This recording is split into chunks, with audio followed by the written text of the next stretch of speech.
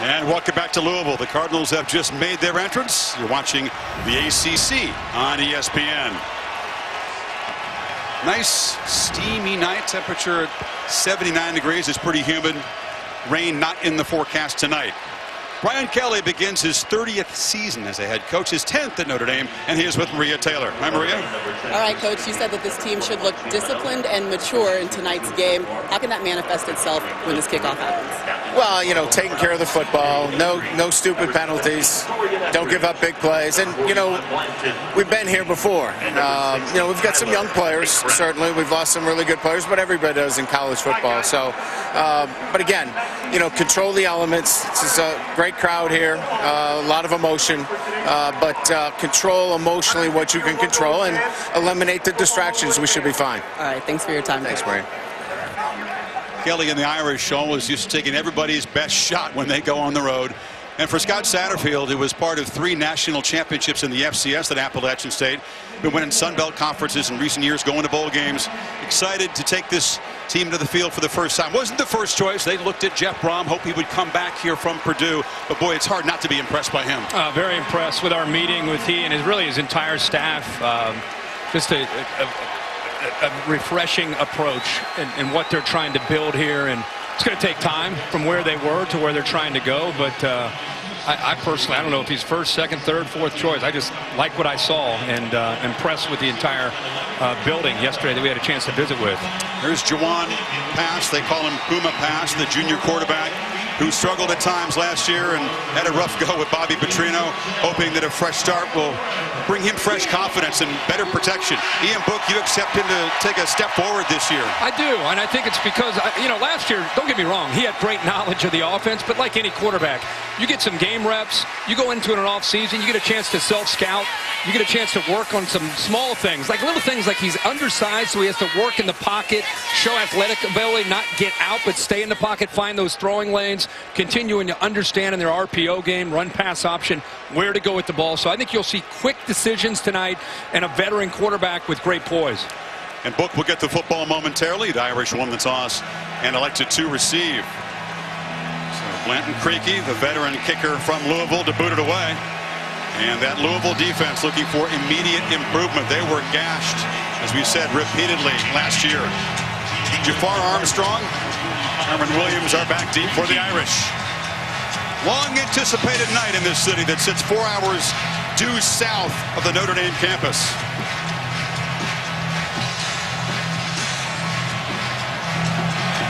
And the lefty boots it to the end zone, and a fair catch is made at the 2-yard line by Armstrong. So here comes Ian Book. Of course, you know that he took over as the starter. Game 4 last year, now as a junior. It was a sobering evening against the Clemson Tigers, and he's tried to build on that. Absolutely. And the other thing I think we should talk about are the intangibles. More leadership. Last year he was kind of a quiet leader. I think this year he's taking more control. Brian Kelly telling us no matter who he is dealing with, whether it's offensive linemen, receivers, backs, even the defense, he has become a complete team leader, and I think you'll see that pay dividends for the Irish this year. No more Dexter Williams in the backfield, so the Irish will lean in a rotation. It's Tony Jones Jr. getting the start. Book on play action, steps up and escapes. He's a good runner, and he's got a lot of space. Already bolting into Louisville territory and diving down inside the 40 as they forgot about the quarterback. Well, C.J. Avery shows blitz to middle linebacker, and one of the things he forgets to do is you'll see linebackers show blitz up the middle. They got to get back and spy. If you don't spy, see how he has his back turned? He's looking for a crossing route, but you have to account for an athletic quarterback. So mental error here for Louisville in the very first play of the season. And a career-long 37-yard run for Book as they feed Jones, who just muscles straight for about 10 yards. Irish imposing themselves early here.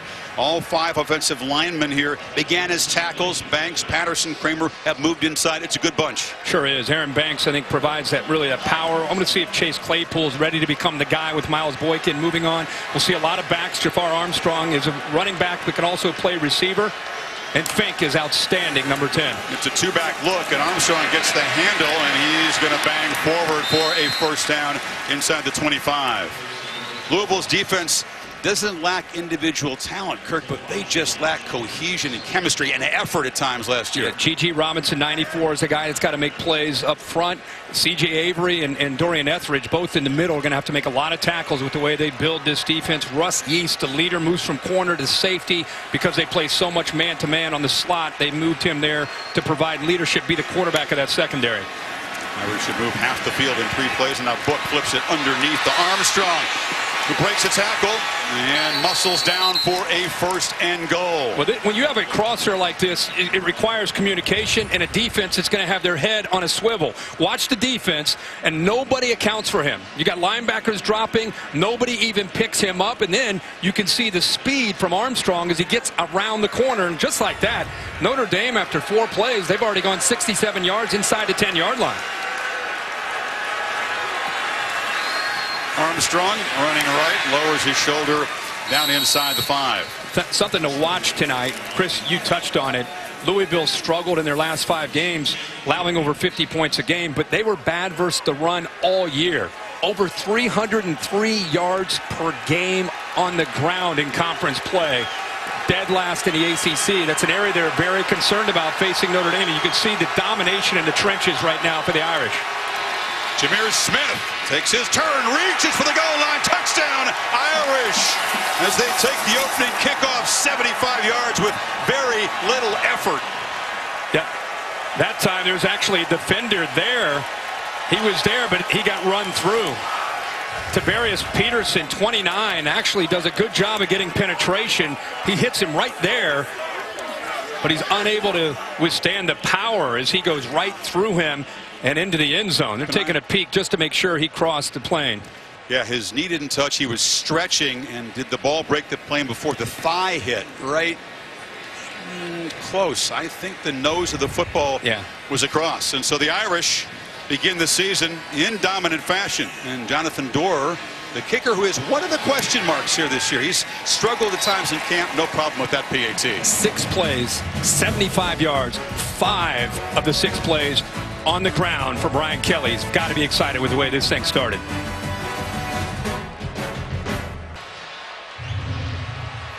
Incredible way for Notre Dame to start the 2019 season on the road against Louisville, trying to establish themselves here early. Very first play of the game.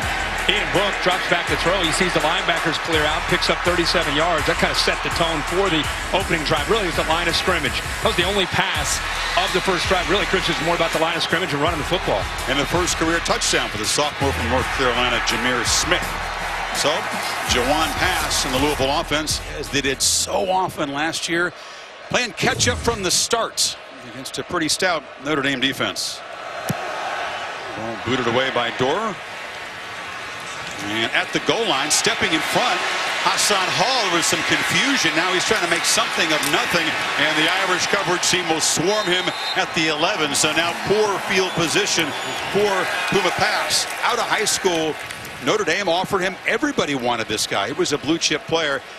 He obviously was the understudy to Lamar Jackson and inherited the pressure of that role, Kirk.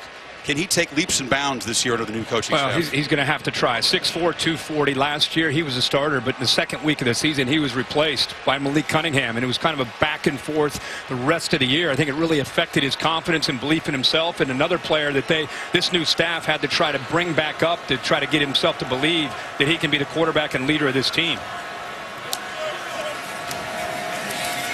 The handoff inside. This offense will look very different than what you were used to seeing under Bobby Petrino, but the offensive line needs a quantum step forward. They gave up 43 sacks. Mekhi Becton is a future NFL player at left tackle. We'll keep an eye on the matchup with him and these great edge rushers for the Irish. Left side's a strength, right side's a concern. They do have some experience at wide receiver. Look for Fitzpatrick and Dawkins, and also number 1, Tutu Atwell to try to make plays. Atwell, there's a guy that they're undersized. They want to get him the ball in space. Hawkins got 2 on first down, and that pass will look for him on the sideline, and it's a nice back shoulder catch made by Seth Dawkins, the veteran of this receiving corps. And look how starved they are for a big play. They're just happy. They go crazy. How about that great effort? Dawkins had strong hands, but I love the placement of the ball on the back shoulder. It gets away from him a little bit. That's a tremendous effort. They might take a peek from the other angle. Right here is a great look at it. I think he got his hand underneath. I think that's a reception. Great effort and a nice throw to get past settled into this game. Tremendous catch. Big Exactly time. the kind of play they needed to spark. Hawkins picks his way. Center steps, has a first down, and dives to the 45. Watch this zone play and watch them get the linebackers and the defensive line on skates going this way. Everybody from Notre Dame is going this way, and they're going to try to find a crease right there. Puts his foot in the ground, is able to cut back and get some good yards. He's a quick guy, obviously, at 182, but also tough, and he runs with a chip on his shoulder, as a lot of undersized backs do. Trips into the boundary here, up at the top. Another one to Hawkins, and unable to really get those blocks on the edge, and there's no gain.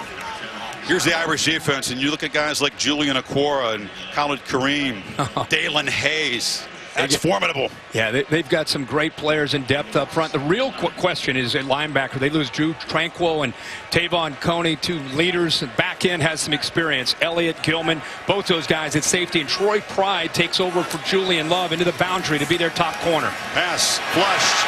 Escapes. He shows his quickness and his turn to run for a first down to the Notre Dame 43. May have to do a lot of that this year. He does a really good job of showing you. You got to remember at 6'4", 240, Scott Satterfield prefers a mobile and athletic quarterback to run this system. Now, he wants to run the ball to set up play action. That was my first question, is can Pass be that kind of guy? I said, oh, yeah, much better athlete than people realize. Trying to attract the Irish eyes with Tutu Atwell in motion. Drew White and Owusu knocking Hawkins down for a short loss.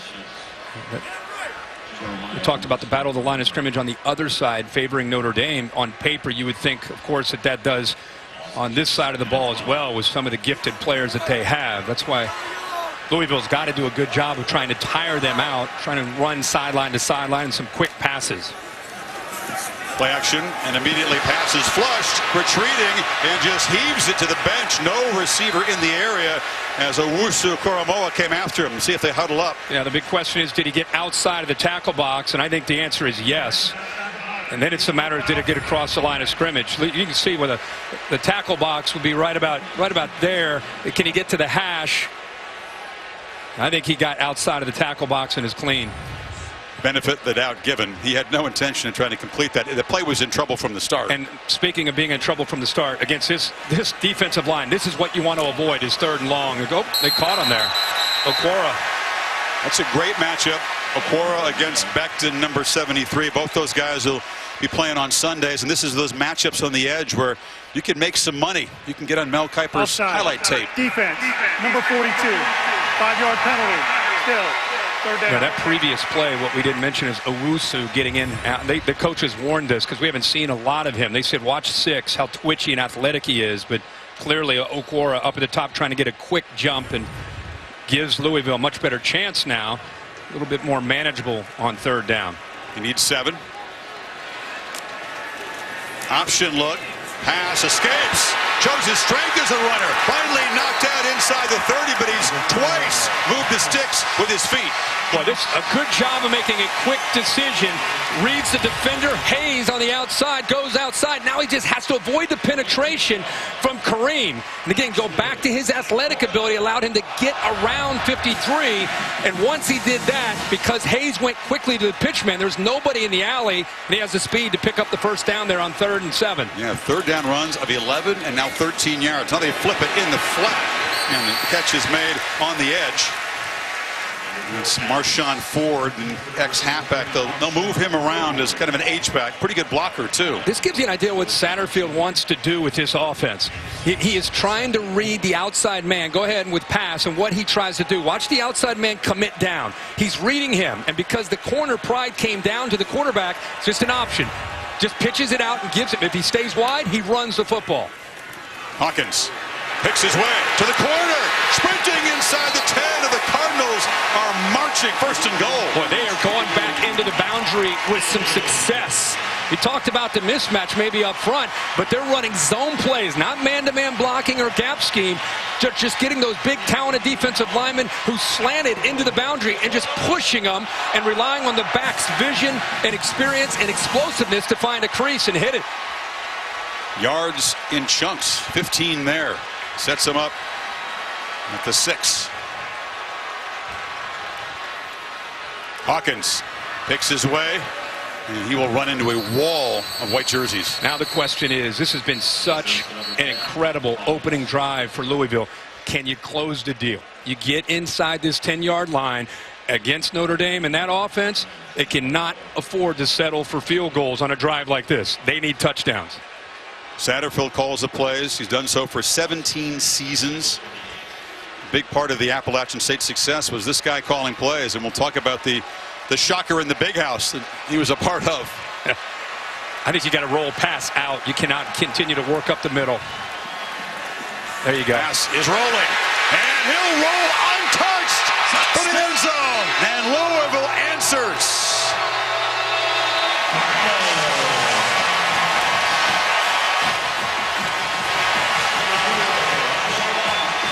How's that for an answer? 12 plays, 82 yards. Just when the crowd was thinking, oh no, here we go again. Right. Showing a little life, fighting back. Something we definitely didn't see from Louisville in the second half of the 2018 season. Creaky, fourth-year kicker. Very reliable. Knocks it through. Chris, it's the same play they ran earlier. This time it's against man-to-man. So, again, the quarterback's reading the defense. He's going to get a block right here. And then you're going to have the quarterback running to the edge. He sees man-to-man and read it with him. What are you going to do? You're going to throw it? No, everybody clears out. There's the alley. Take off and go. Touchdown for the Cardinals. A great one-handed catch by Dawkins set the table early in the drive. And then the Cardinals on the ground get even at 7 midway first quarter.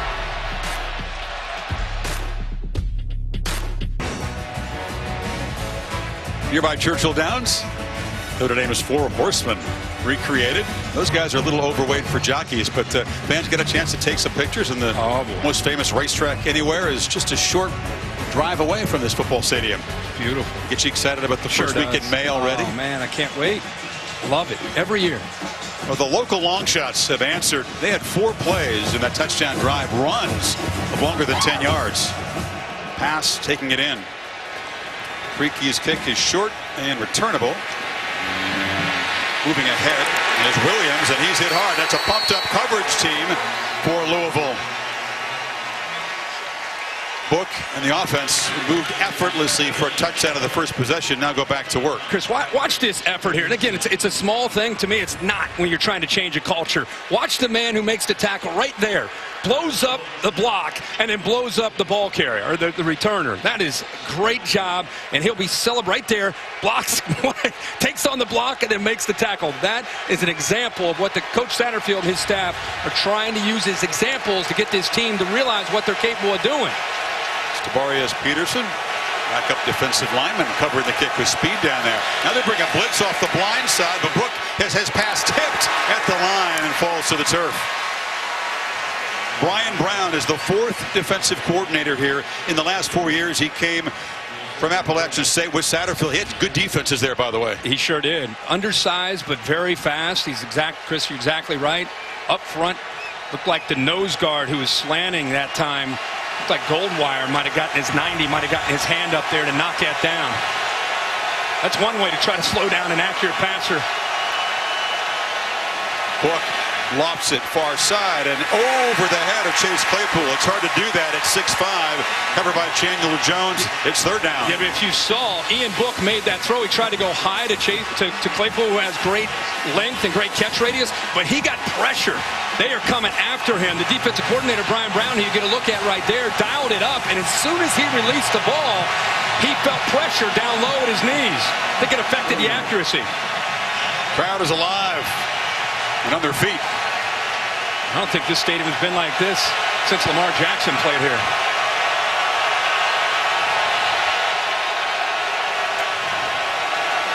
Cardinals rush 3, drop 8. Book escapes and dives. This time does not have first down yardage. He's short of the 30, so mixing the coverages in that series. Yeah, they've been showing a lot of pressure. The first 2 on this series was in his face, coming after him, and gives you an idea what Brian Brown likes to do. He likes to try to confuse quarterbacks. You're thinking pressure. They showed it, and they dropped.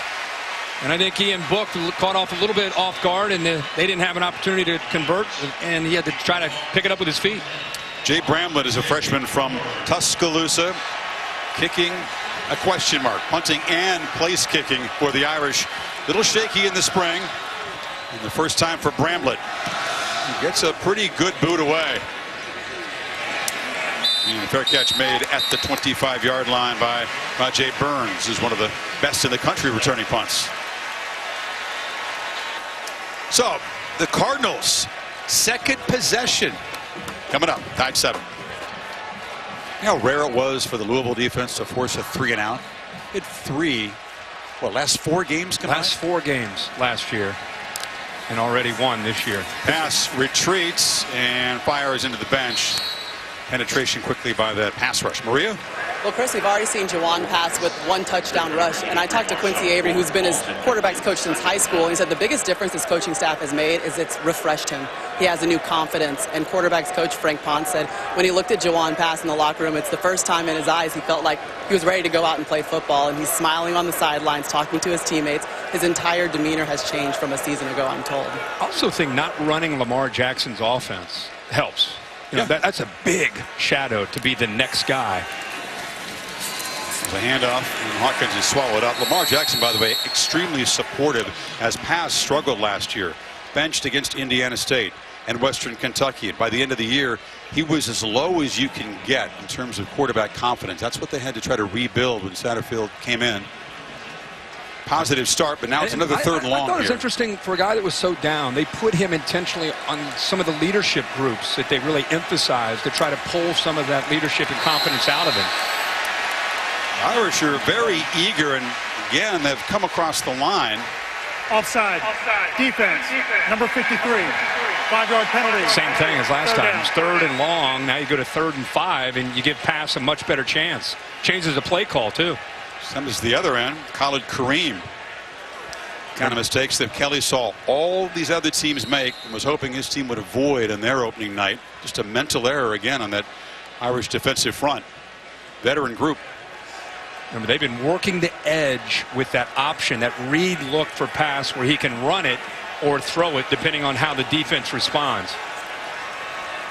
Irish are pressing on the receivers. That's a wrinkle this year. Option look again. And making a cut is Hawkins in the clear. Foot race. Javian Hawkins finally knocked out inside the Notre Dame 30. It's a great call on 3rd down, knowing you're going to get man-to-man. You're pitching off of this man right here. Once he makes this pitch to Hawkins, look at the outside, the corner running with the receiver. You don't have to worry about him. It's just making that alley player, the safety, miss, which is exactly what Hawkins does. Outstanding call, knowing what to expect and anticipating it by Scott Satterfield to give Pass a chance there on 3rd and 5. Hawkins' speed just ran right through the tackle. 44-yard gain. To Atwell, end around the Blazer. Maybe the best football player on the team at 153 pounds out of Miami. That's saying something at this level. I mean, he gets the ball. Yeah, he's small, but I'll tell you what, if he's in space, you better leverage the football, because that's exactly what Coach Satterfield wants to do, is whether it's a jet sweep or it's a quick throw, they're just trying to create opportunities for him to be able to use his wiggle to get around people. You see how sudden he is. I mean, just blink of an eye. Look at it, 2nd and 1. High school quarterback, Miami Northwestern, didn't get him nearly enough touches last year. Just 24 receptions. Pass, play action, lofting for the end zone. Atwell bobbled it, incomplete. Could have caught it clean for 6, but he couldn't control the football and was over the end line by the time he had it.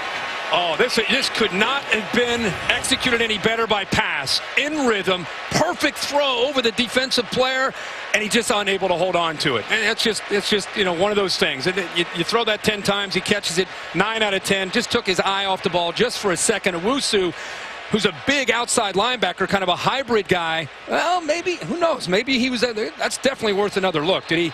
After he missed it, maybe he gets that foot back down. But where does he have control? He gets his hand back on it. There. Oh, it's still down. I think the toe's down. You got to look at that. They showed the replay. Bob Welch of this ACC crew will take a look at it. If he had control, it was just at the last possible split second, but it's maybe a touch after all. Bobbled there. Still has some control to here and right there is he squeezing the ball. Oh, boy. Is the toe down. Well, want to let Dave Kataya come in. Dave Kataya, busy weekend, a rules expert in the booth. What are they looking at, That's why they pay you the big bucks, Dave. What do you think of this one? Okay, the rule is he's got to possess and control the ball with that foot down. Right there, you see that back foot down. Now, let's see what happens with the ball. Ooh. That ball is still, it's so close. I don't think they're going to be able to overturn this. Yeah, the left hand, the ball moved back to the right hand right there. But he's still, boy, it's a blink of an eye. It's a blink of an eye. In real time, this is almost impossible to call. Yeah, you can't call that. I just don't think they have enough to reverse it, in my opinion. It's close. We'll see what they say. Yeah. Indisputable video evidence that he had control when the toe was down. That's what they're looking at. I just want to go back and brag on Pass's throw. I mean, that was beautiful for a guy that we keep talking about. He had lost his confidence, and he gets this new offense. They're trying to make him more of a leader. Watch how he keeps the safety in the middle instead of working over towards the receivers. He's got to be able to keep the safety right there and then get the ball, throw it on a line right over the defender. Owusu is exactly what he did. The ruling on the field stands. There you go.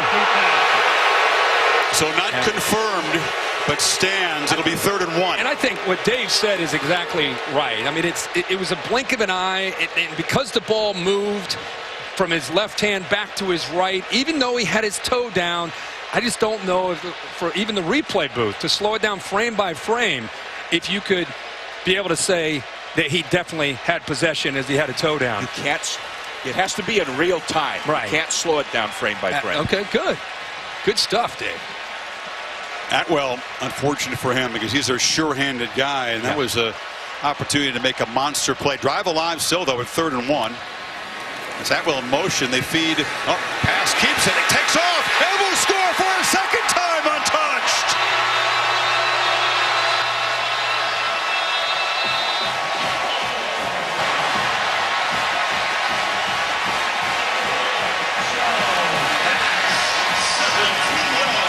For a quarterback who was beaten down, physically abused by the pass rush, as low as you can get, Kirk, what a start with this season opener. Yeah, but also not just a great start by pass in these 2 possessions, but a really good job of getting some help from his playmakers. And how about the offensive line in this new system against a very talented Notre Dame defensive line? So everything's working. The play calling, the quarterback play, the skill, the offensive line. If you're a Louisville fan, you got to be fired up. 2 possessions, 2 touchdowns. Right now you have a confused Notre Dame defense. Motion on 3rd and 1. This defensive back goes with him. And they're slanting and angling in here, trying to take away a short run maybe by the quarterback. But watch what happens to the safety when he sees the tight end going out. He's kind of in no man's land. Do I go out to the tight end? Meanwhile, he leaves the middle of the field open. They're playing a ton of man-to-man. The linebackers right now are lost, and the safeties as well. They don't know if it's coming or going because of the mobile, athletic ability of that quarterback and the quarterback run game. 75-yard drive capped off by a 17-yard run, the second tonight for Pass. And the lefty Creaky drives another fair catch made. With a Goodyear blimp, this is the setting for one of the MegaCast presentations. Marty Smith and Ryan McGee live from on board the Wingfoot One with the Blimpcast. You check it out on the ESPN app. A lot more chilled there than the folks in the stadium are right now. They are revved up. I think they're stunned, pleasantly stunned to see the offense. 2 long touchdown drives just running through this vaunted Notre Dame defense. And the Irish went 3 and out last time they had the football. Well, this is where you're very lucky to have a quarterback like Ian Book, because this is a hostile environment all of a sudden, and he's got to try to go out and settle this offense down. Jones has a crease. He shows his running strength for 8 yards on first down. Rajay Burns tackled him. Remember, that opening drive for Notre Dame was 6 plays, 5 runs, and they just went right down the field with the exception of 1 pass for some good yards. But they just controlled the line of scrimmage and pretty much did whatever they wanted to do. Now it's Jones again, makes a cut. We'll have a first down, still spinning and twisting across the 40-yard line. You could have driven a truck or a bus through that hole. I mean, they are opening up, dominating the line of scrimmage, and there's no reason for Notre Dame to feel early in a game like this, as they know with Brian Kelly and Chip Long and Ian Book, just keep doing what they do. First down play action. Book took a peek downfield. Now he's trying to buy some time and will just fire it into the bench. Pressured by Dorian Etheridge, the smart leader of that Louisville defense. You run the ball. That's what Brian Kelly wants to do with Chip Long. Run the ball, and then set up their play action game. But after two really good runs, you'd think you get the safeties out of position, but they were anticipating a play action look, and he had nobody open downfield. All he could do was throw it away. Book, who set the Notre Dame record, 68.2 completion last year, just 1 of 4 right now. On second down, it's Jones hurdling some traffic and makes his own crease and barrels down inside the 45 as the ground game continues to churn away. Yeah, this power game, you're going to follow Tommy Kramer. Follow Tommy Kramer, the right guard. He's going to come around and just kind of lead the way. When you have big linemen that can move around and just bury defenders, don't forget about setting the edge. He's just going to get underneath of that edge and have a lot of room to run. Louisville running some fresh guys on the defensive front here. Smith is the back. Book looking to throw and gets it out short. Lawrence Keys, one of the young playmakers that Brian Kelly is eager to see in action for the first time tonight. Yeah, we keep talking about some of the new playmakers with Miles Boyking moving on and Komet, the big tight end, who's got to replace Mack. And so you're looking at guys like Keys. We know about Fink and we know about Claypool, but I think Notre Dame fans are anxious to see what 13 can do with that great speed. Komet and Michael Young both out with collarbone fractures. On second down, Book is pressured. He'll be sacked off the edge. Burns, the former Ohio State Buckeye, came on the blitz. I'm a little bit surprised with Book. He locked in on Claypool to his left. He's looking here, but he should have been able to work back to his right. Watch him look initially to the left, but look at the right, the tight end, the receivers. Nobody even lined up opposite of Keys in the slot. Just a kind of a. He was so intent on getting the ball into the boundary in a one-on-one matchup that he forgot to look over to his right, where he had open receivers. Even before the snap, you could see it. 3rd and 13. Gotta hurry. Did he get it off in time? No. Timeout. He had to take a timeout. Play clock was winding down. Visitors' offenses did not often have to deal with crowd noise last year, to say the least.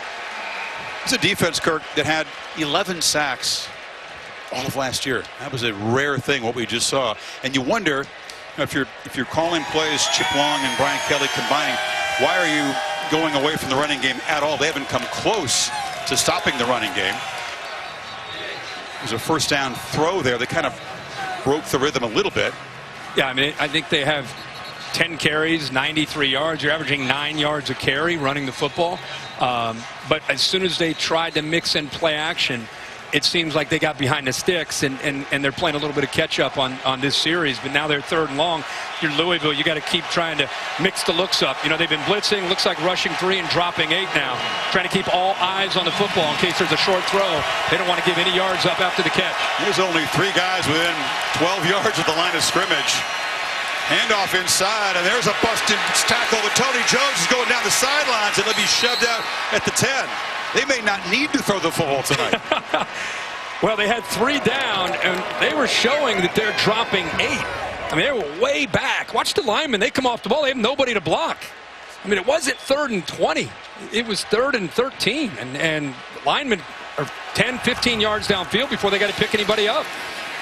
Hit immediately in the backfield. It was good penetration there by G.G. Robinson, that big nose tackle out of Georgia. I couldn't tell if Ian Book wanted to pull that ball and try to get around the edge. They'll, you know, we talk about Louisville's option game, but Notre Dame also likes to do that with Ian Book, especially when they get down here. He is a run threat with his legs. Final minute of the first quarter. Jones again turns the corner and barrels in, and the Irish answer right back with their ground game. Blocks from Kramer and Hainsey on the right side. I think we just heard Brian Kelly on the headset with Chip Long. We are running the rest of the game until they stop it. Yeah. Let's run the football. You like to play poke. Don't switch a winning hand. Oh, 10 yards a carry. Prove they can stop you. 10 yards a carry. Keep running it. Tommy Kramer that time with a really nice block. Jones already with 87 yards in his 7 carries.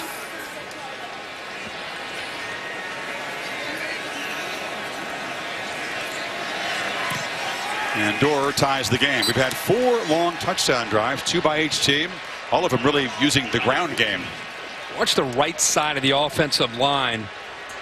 I think Kramer this time gets involved in coming out to help, and then helps kind of seal the edge as Hainsey makes a block to the outside. Watch the right guard. He's having a heck of a drive here. He gets outside, then he climbs up, just kind of sets that edge there to allow the back, Jones, to cut back into the middle. You don't always have to get outside. Sometimes you get inside there. It's a good job of the linemen turning their backs to the hole, and there's just nobody there at the second level to be able to take on Jones. That quiets the delirious crowd here, although Kelly going to have a lot of concerns about defense. What we've seen in this first quarter with Louisville gaining 120 rushing yards, just moving the ball with this new look offense that Satterfield has been using so successfully at Appalachian State for a long time. Yeah, it requires the quarterback to make great throws, but it really starts with his ability to run the ball and make quick decisions, which Pass in a few drives has done exactly what Coach Satterfield would hope he would be able to do. He looks great.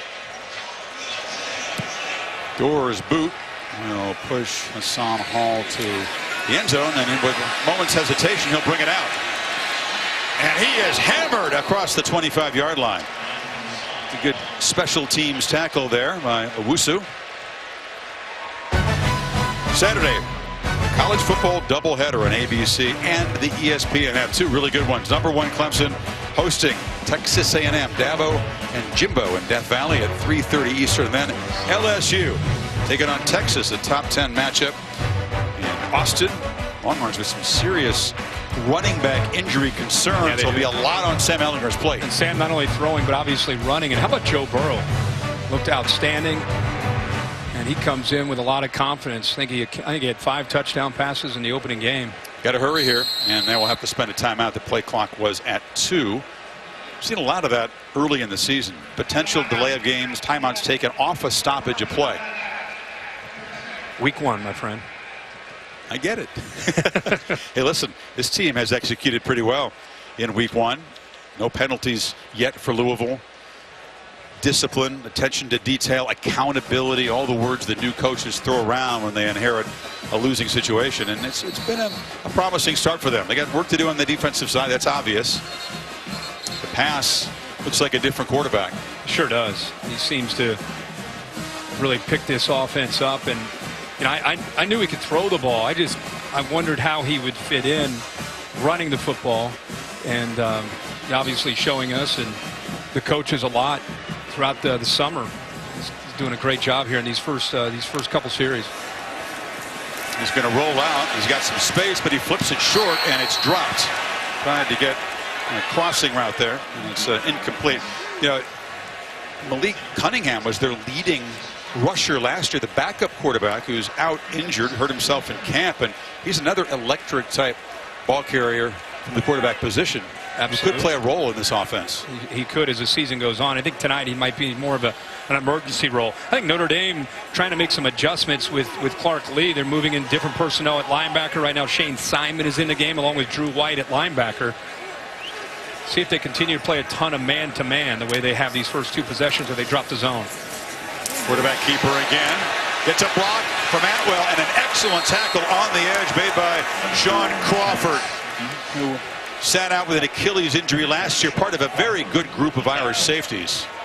Well, they're deep at safety, and Crawford has an ability where you can play corner, you can play nickel, you can play safety, and that time came up in space and made a play that we've not seen tonight yet from that Notre Dame secondary.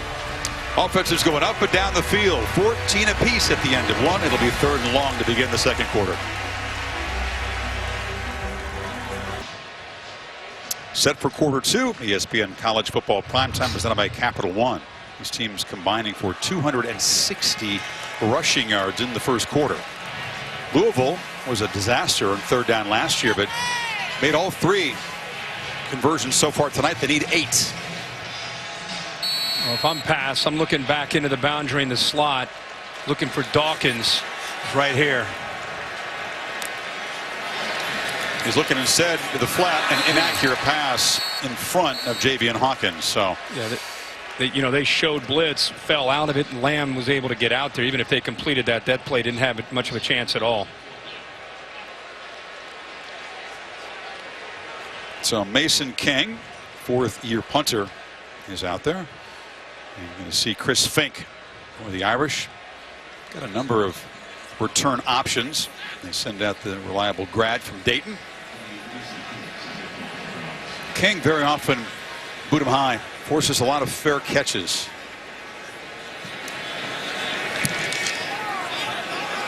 He's a high boot, but Fink is going to give it a go. And he'll be swarmed under right there. Excellent coverage as the gunner flies down and makes the play. Russ Yeast. Well, that's how you get down and make a play.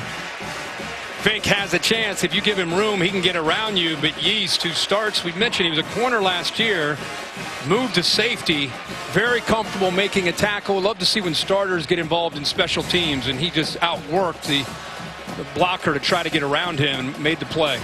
And net 54, 52-yard punt. Lost a couple on the return. Now Notre Dame's defense has made some adjustments. They were able to get off the field. Let's see if Louisville can do a better job of defending the physicality in the run game. It's a first down throw and a drop in the flat.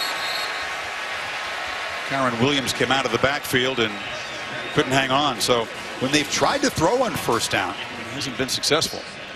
Yeah, I think he just young back who just got his eyes upfield, trying to see where he might want to go before he's able to hold on to the ball. So he goes out. Smith comes in.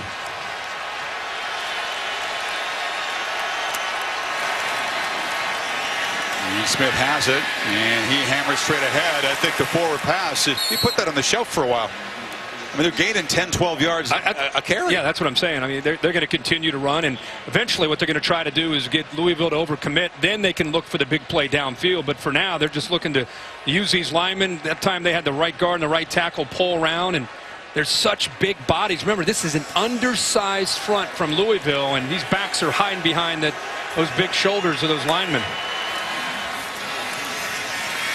Well, keeps it, and he'll gallop to the edge for about 4.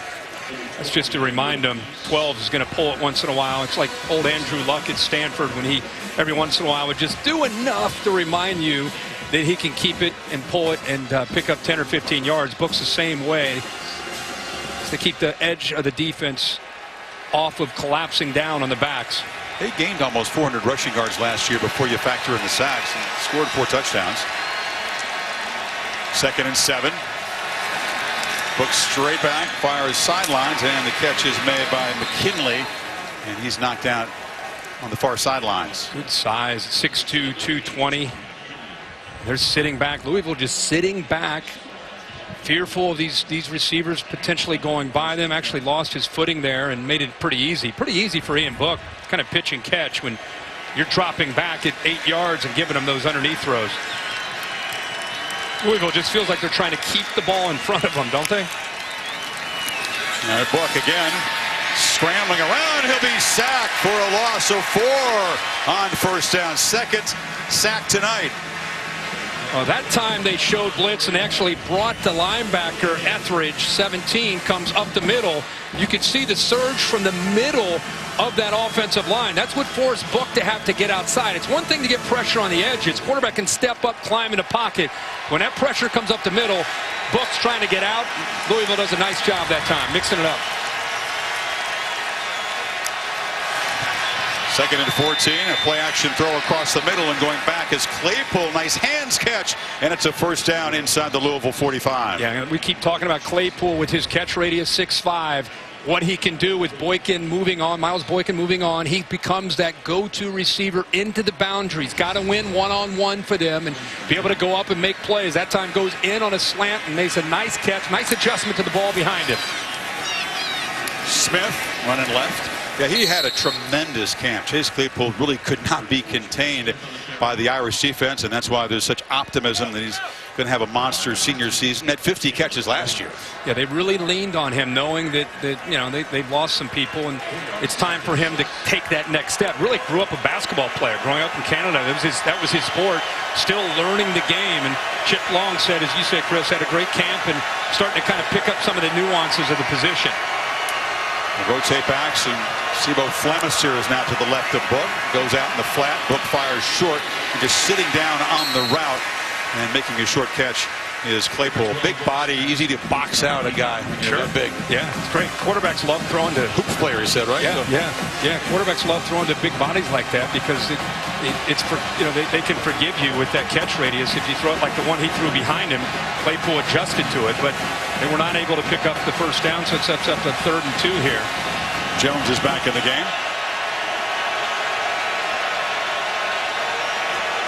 Shift 2 tight ends to the right side, and they'll run it that way. But Jones is going to be stacked up, fighting, but he will not get there. The Cardinals swarming for a loss. Nick Okeke got there first. How about Brian Brown's defense making a stand? We didn't see much of that last year. Brian Brown fired up. He wants his linebackers to play downhill. Well, obviously, on 3rd and 2, you're going to do that. But every once in a while, this undersized Louisville defense is able to shoot a gap and get a good push, and the linebackers blitzing helped them there. Kelly going for it. They need 4.5 yards. Got to get inside the Louisville 35 on 4th down. Jones motioning in. 3-man rush. Book has time. Flips it underneath. Catch made. No first down. Low throw. Fink got it, but didn't go far enough. And Louisville takes over. Chris, that's how important throwing an accurate ball is. Throws this ball low. Fink goes down to make the catch. If he throws it where he can make a play on it and do something after the catch, it's a first down. You know, it's 4th and 4. They go with a mesh route, meaning crossers. Look at Book, off balance, kind of short arms it, maybe feeling the pressure on 4th down. An accurate throw there hits him in the chest. He turns and picks up another 3 or 4 yards and picks up a first down. That's how important accuracy is for quarterbacks. Irish had 3rd and 2 and somehow could not move the stick. So Louisville takes over at the 36. The way they've been running the ball, think of that.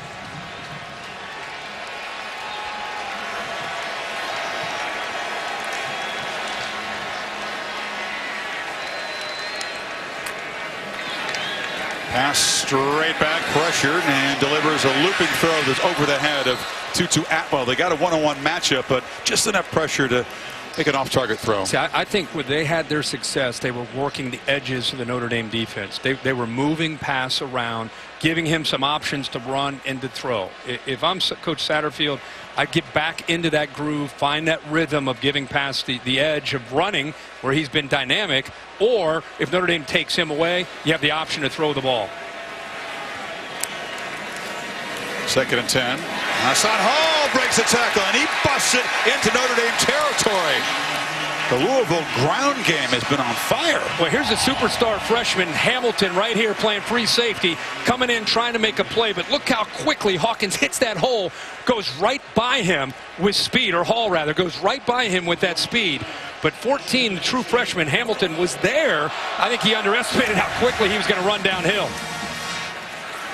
Now, cutback run. You can't come out of a camp into your true freshman year with more hype than Kyle Hamilton did. Sure did. A couple of the scrimmages, I think one of them he had 3 interceptions, and there was a big buzz about him after that. Of course, anytime you get on campus, you have a couple, 3 interceptions. The next time I think he had 2 interceptions, and everybody started to talk about, how about this freshman, Kyle Hamilton? So he's on the field game 1 trying to make plays. Rare athlete, 6'4", very fluid, very fast. Should have a good career, but bound to be a transition from high school to college ball, no matter how good you were at that level. 2nd and 7. Pass from the pocket, looks back and has a man, and now closing to break up the play nicely is Hamilton. Yep. They talk about his range and his instincts. And how many times do you see freshmen, by the way, that play safety, any safety at any age, playing that's 6'4"? But he does a good job of keeping his eyes on the ball, looking around, look at his head's on a swivel, sees Fitzpatrick leak out, and then he shows you the range to be able to make the play on that. Again, most safeties against spreads that they see, most coaches have gone to that undersized, quicker safety that's really more of a corner at 6 feet, about 190 pounds. He's 6'4" out there showing range. Pass 0 for his last 5, now in 3rd and 7, delivers incomplete again, right into traffic. They're trying to find Atwell, but Tariq Bracy broke it up, and it's 4th down. And that's just great coaching by Clark Lee. Bracy knowing that it's 3rd down, and he knows to anticipate a throw at about 6, 7, 8 yards, so he's up tight to be there to be able to knock that ball away. They know the ball with the pass rush has to come quickly. In fact, Brian Kelly told us, hey, we're going to tighten up coverage, not just this game, all year. Because of our pass rush, we know people want to get the ball out faster, so we're going to play more press than we ever have because of people having respect for the pass rush, getting the ball out quickly. Especially at early downs. He calls them free access throws, right? They want to give that easy 5, 6 yards to the quarterback. Mason King drops the point and kicks it very high, and Fink will make a fair catch at the 15-yard line. 8:54. Surprisingly, we're tied in Louisville. They're proud of the new facility here. The end zone to the left of us, and they make the walk from the locker room. Got a lot of red mood lighting. Make that turn and head down the fans and get out there. Maria, what's the mood on the Notre Dame sideline? I got to tell you, Chris, it's very frustrated down here. And the offense, Jafar Armstrong, running back, was talking to his team about just tightening up and being a little bit more disciplined. I also saw Cole Kmet. Remember, he's the tight end that's out with the collarbone injury. He's going back and forth between offensive line, wide receivers, trying to talk through some of those frustrations and build some more confidence here in this series. They should feel confident in the running game. They've had no problem creating creases with the run. And look, instead, you're going to throw it short. Claypool bouncing off people. It's about an 8-yard gain. Notre Dame's giving them a little bit of their own medicine with a run-pass option. Good read there. It's Kmet, who's their starting tight end, out tonight, but still involved, as Maria just said, trying to fire the troops up. Really need him back for the Georgia game. They expect to have him back for that huge road game. Book pulls it, takes a pop, loses the football. Ball pops in the air, and Smith recovers the fumble for Notre Dame. A hard hit right along the sideline, but the Irish keep the football. It looked like Connie Pass, I think, came up and made the hit. 30. Comes up, puts his helmet right on the ball. The Book might go down or get out of bounds. Boom! Ball gets hit. The helmet on the ball knocks it straight up. Great hit. Experienced veteran by Pass. The senior does a nice job. Stacked up is Smith. 3rd and short after the fumble recovery, and the Louisville defense rises up again. They're basically in a tight, almost like a goal line short yardage defense. Pass, who made the play in the previous play, I think actually got the penetration again. He goes between the right guard and the center and makes Smith have to get off his course and cut back to the left. So Pass 30 got penetration there on 3rd down and short. 2nd time in a row Louisville's going to be able to come up with a big play. It's incredible. Irish feeling great about the running game, but back-to-back stout plays and stout series by this Louisville defense. And there's Bramblett, and they were concerned about this. It's a shank. Not going to work out that badly because it rolls sideways and out of bounds. And there is a flag on the field. Ball spotted at the Louisville 36, and now we'll check the flag. Little bit shaky in the spring game. Bramblett was the freshman replacing Tyler Newsome, who's a terrific punter. The kicker, Dora, replacing Justin Yoon, who's the all-time leading scorer at Notre Dame. During the kick, holding, receiving team, number 95, 10-yard penalty from the end of the kick. 1st down. Timeout. Kick didn't work out bad. Ended up being a 41-yarder. Now they'll back it up more for the hold. But as again, big 3rd down stop by Louisville. Pass is a safety up as a linebacker. Is able to shoot through the right side there between the center and the guard. That affects Smith to have to cut back, and there's the rest of that Louisville defense. Cardinals in game 1 of the Scott Satterfield era hanging right with the 9th-ranked team. After forcing the punt, they take over at the 26. And Tutu Atwell around the edge. The Blazer from Miami in space was just stopped at the 40. Saved a monster gain there. Jalen Elliott. We were kind of talking in the previous series what you might see them do. And I keep saying, get to the perimeter.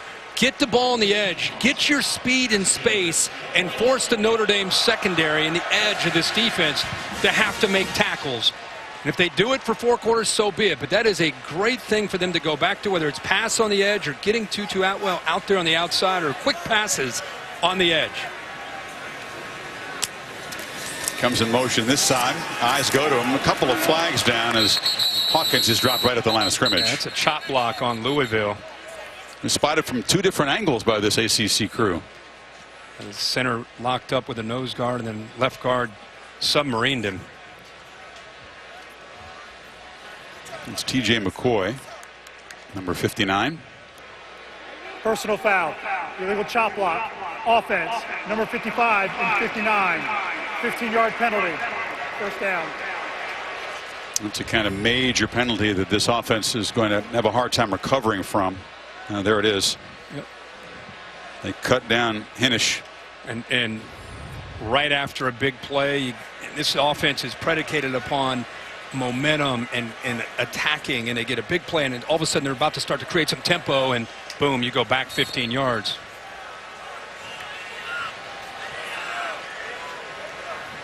Few offenses are built for 1st and 25. No, that's true. But this offense with a new coaching staff and a team that just was awful last year, anytime you get a first down, you want tempo, you want to attack, and really kills that momentum. Pass took a look over the middle and has nowhere to go and is going to be dropped for a short loss there. Drew White, the middle linebacker, stopped him. Great job by Notre Dame. Discipline that time. He wanted to go off to his right. He had a nice post, but it was taken away by the safety and a corner double team, and they didn't have anywhere to go with his check down. Watch the safety back here. He's looking right. He wants to try to throw it in there, but typically you have a check down or you have an answer. That time it was all or nothing, either the post or nothing, and Notre Dame had it leveraged with 2 defenders, nowhere to go with the ball. Right about the penalty now, if you're Satterfield, you just hope Juwan Pass doesn't press here. You don't want to make the kind of mistake that would give the Irish the football in good territory. 2nd and a mile from the pocket. He flips it short. That's White. Broke it up. So tackle for loss, and now the big man covering a little guy in space makes a play. And Drew White, we keep talking about Drew Tranquil, a veteran leader, Tavon Coney. These guys aren't here. They're trying to find out if Drew White's going to be the guy. Physical guy, but can be athletic. We've seen Jack Lamb get his opportunities. Shane Simon has been there. Bill All's been in there. So they're rotating different bodies to see who's going to emerge and become the 2 linebackers that they need this year. On 3rd and 27, Hassan Hall slips the tackle on the backfield and accelerates to get some of the yardage back, but the punt team will come out. Gilman stopped him at the 36. One thing you're never going to accuse Hall of is not accelerating through contact. I mean, he puts his foot down and it goes right into the teeth of the defense. Yeah, runs a 4.3, they say. Got nice hands. Was the 2nd leading rusher last year, actually the top tailback rusher. Again, it was Malik Cunningham, the quarterback, that led the team. Fink back deep. Mason King gets a high boot away. It's a typical punt for him, and Fink makes the fair catch at the 29-yard line. So Ian Book and the offense. 4:36 before halftime as the Irish try to reclaim the lead.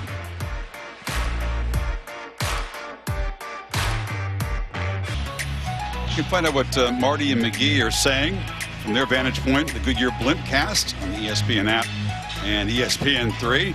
A nice night for flying. They look very chilled. It looks like they're just kind of telling stories there. See if this offense from Notre Dame can get some rhythm back. 2 very successful ground-based touchdown drives. Not as successful when they tried to throw the ball on early downs. Amir Smith is the back.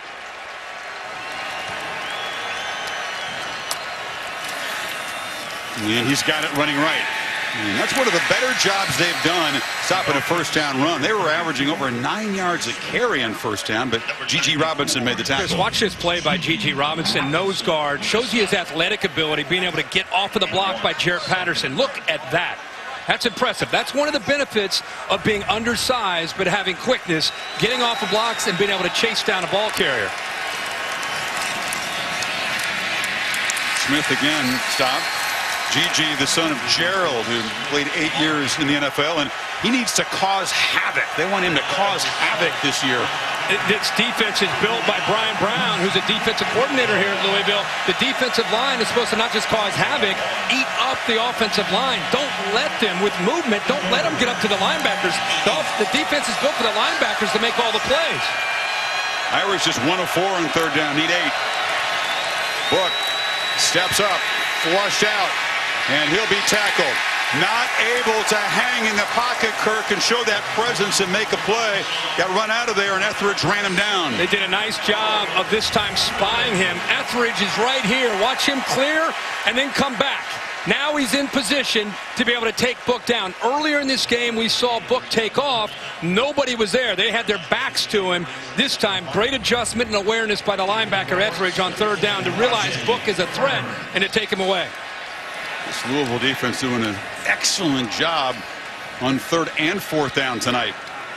Third, 3 and out by the Irish. That equals the total that Louisville forced in the last 4 games of the season. Did not see that coming. Burns makes the fair catch, and now with 2:49 before halftime, Cardinals go back to work. Not very good field position. If you just tuned in, you got to give Notre Dame's defense a lot of credit with Clark Lee, because the first 2 series, Louisville went right down the field and was able to make some plays, and since then that has not been the case. Notre Dame's made adjustments, doing a much better job. I think all in all they have 10 plays and only 44 yards, so not as much man-to-man. They don't look as lost. Look at the first 2 drives. 88 yards touchdown, 75 yards and a touchdown, and then the 3 punts. Chop block penalty ruined the last drive. Here's a first down run for Hall, and he's going to be knocked down right at the line. Now you're Scott Satterfield, and you're looking at that scoreboard, and it's 14-14, 2:30 to go. Notre Dame with a couple timeouts.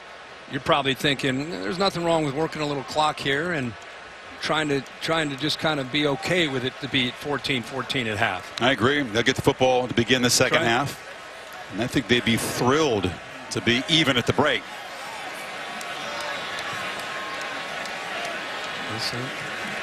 He's seeing this right here. It's hard count to show Gilman tip his hand. Pass keeps it, and he's going to be slammed down. Gilman, the safety, was in the box. The aggressive Hawaiian hard hitter. I mean, if you're going to recognize it, you don't want to go to a play where he's going to actually hit you and make a play. Gilman showed he was blitzing and still makes the play. They knew he was coming. Boy, Gilman's an aggressive player, veteran guy. Last year became really part of the glue of the Notre Dame defense late in that year. One of my favorite guys to talk to and to watch play. Comes from a small town, North Shore of Oahu. I just want him to be healthy the entire season, because he flies around and he can injure himself. He and Jalen Elliott give him veteran leadership in the back end of the defense. Cardinals another third long pass, gave a peek downfield and takes off, and he's going to get nowhere near the marker. Knocked down at the 26. And the Irish say they have the football. Aquara comes out of it. Is it the first turnover? Well, you know, the young man we were just talking about, Gilman, was the one that got his hand on the football. They're talking about this. Still have not signaled. Nope. Well, watch pass change. Oh, boy, they're going to take a peek at that. The only chance he has of that not being a fumble is if his right knee was down. And there was a clear and immediate recovery made by Gilman there. Ball is knocked out. Looks well out before it hits the ground. I think it's out. I think Gilman's right. He changed hands with the ball. There's Gilman's left hand ripping at it. I think that ball's out. And again, this can be fixed by replay because the ball was immediately covered by Notre Dame. Gilman knocked it loose and recovered it. What a heck of a series right on for this guy. Yeah. Watch pass change hands with the football. You know, and he's in traffic. Watch him on this draw. Ball's in the right hand. Now it's in the left hand. He's using that right hand as kind of a weapon. But in doing that, he's doing it around 3 different white jerseys. And then the spin move, too, on top of it. Yeah. Ball is out there. You're going to hone in on the knee.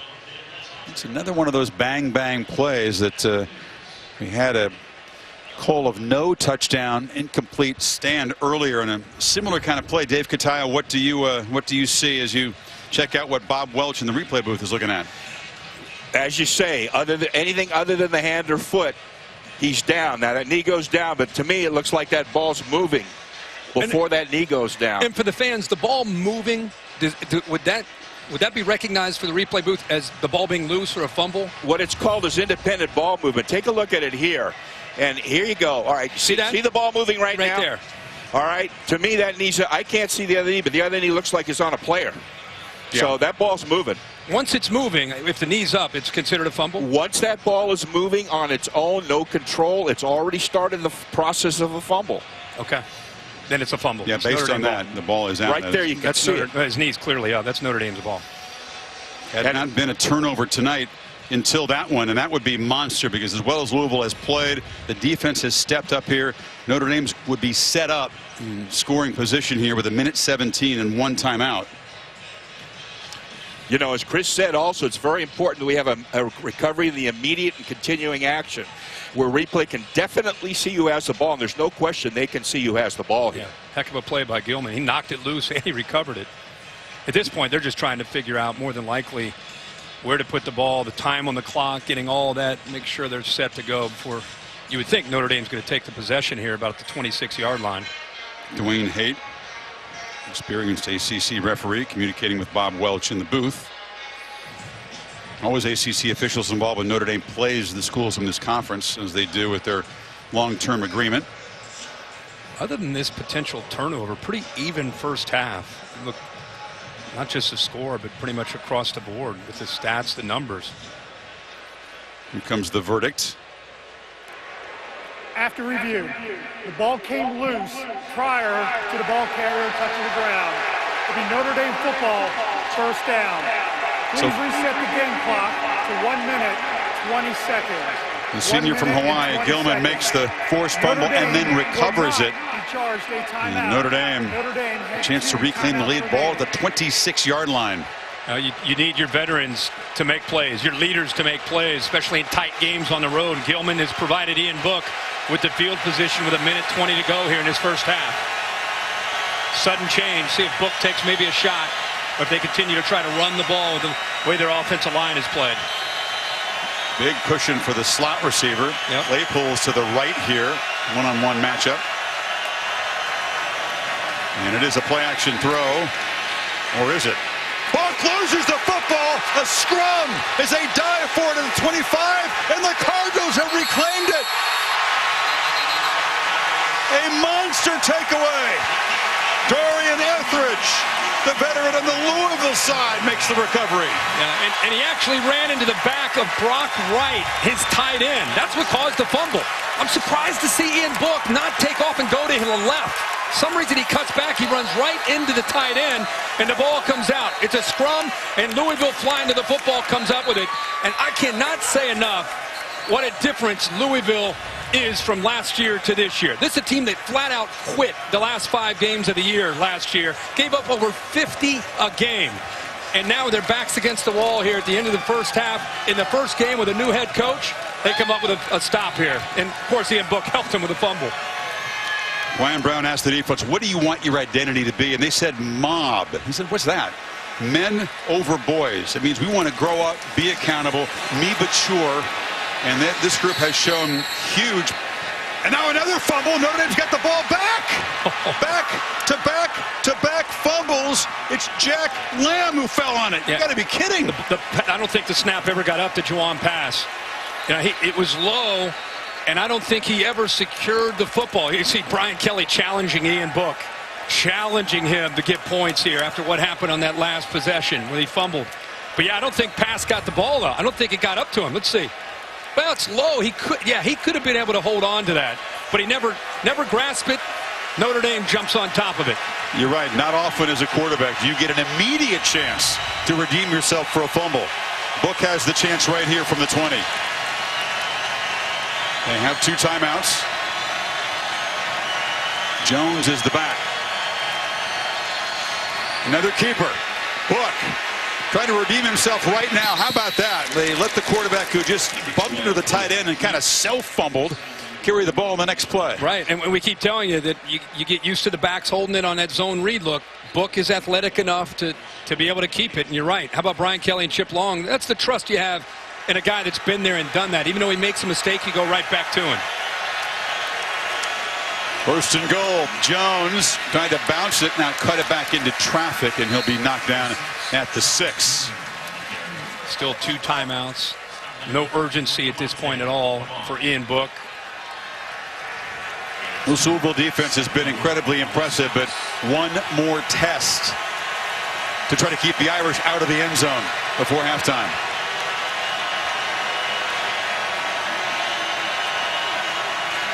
Play action. Book looking for the end zone, lofts it high and way over the head of the tight end, Brock Wright.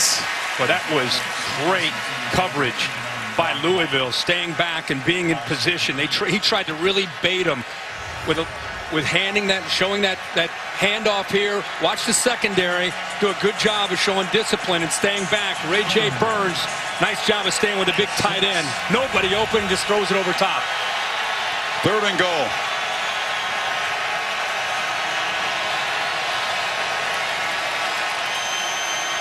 Jones in motion. And now a flag. Pre-snap, false start. The Irish will be backed up to the 11 now. And the loudest part of this stadium right now. Eichenberg, the left tackle, moved, anticipating the count. Offense, number 74, 5-yard penalty, 3rd down. He's sitting in there waiting and waiting and waiting for that clap. Snap the ball. Watch him on the far right. He just twitched just enough. Hard for those tackles on the road. He's fighting to keep his balance, then he knew it. His offshoot. Yeah. Another undisciplined penalty, though, from a veteran guy. They've been pressuring him on 3rd down, doing a pretty good job the last few possessions, winning it at the line of scrimmage with quickness. Jones in motion. Book looked that way. Now he'll keep it. Cut back and score. So a measure of redemption for the Irish quarterback, and they take the lead. They had done such a good job of spying him since the first play of the game, and this time they clear out and give Book credit. He knew all along that he had that option to take off and run. Nobody accounts for him, and he has the speed to make Louisville's defense pay for it. C.J. Avery late in getting there. So the back-to-back fumbles, with Notre Dame getting the final takeaway. It's a short 20-yard touchdown drive in 4 plays. And the Irish are going to go to the halftime locker room up by a touchdown. Huge. Crazy sequence here. First of all, pass takes off. Gilman's going to knock the ball free. This was a fumble awarded correctly after a replay review, and then Book bumps into the tight end. He loses the football. The Cardinals think they've made a huge stand here. They got momentum, and then the fumble right back by pass on the next play. And then watch how the quarterback pump fakes to get the defense over. A big pump fake, moves the defense. Nobody there, nobody spying him. Speed to the end zone for the touchdown. Look, that feels pretty good because he thought maybe he had cost his team 7 points by bumping into the tight end. Love to see Brian Kelly. Love to see coaches anytime the quarterback has something bad happen or good happen, he comes over and he's teaching. You know, he's always coaching. Even though this is a veteran guy now, still trying to help him with what he's seeing from the Louisville defense. Book got in the weight room, added some muscle in the offseason to be a more physical runner. Has been a pretty quick guy.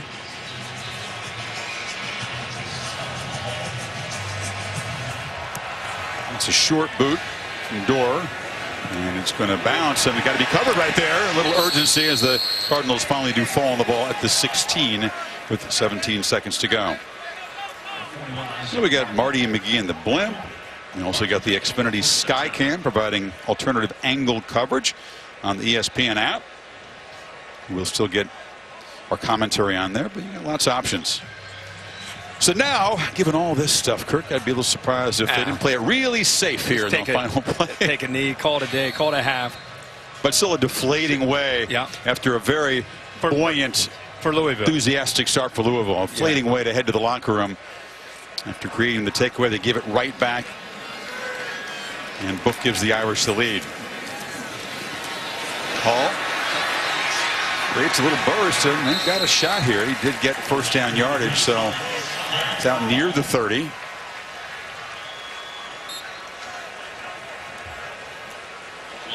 Louisville 164 rushing yards in the first half against the defense of Clark Lee. He did not expect to give up more yards in the first half than they gave up on average in a game last year.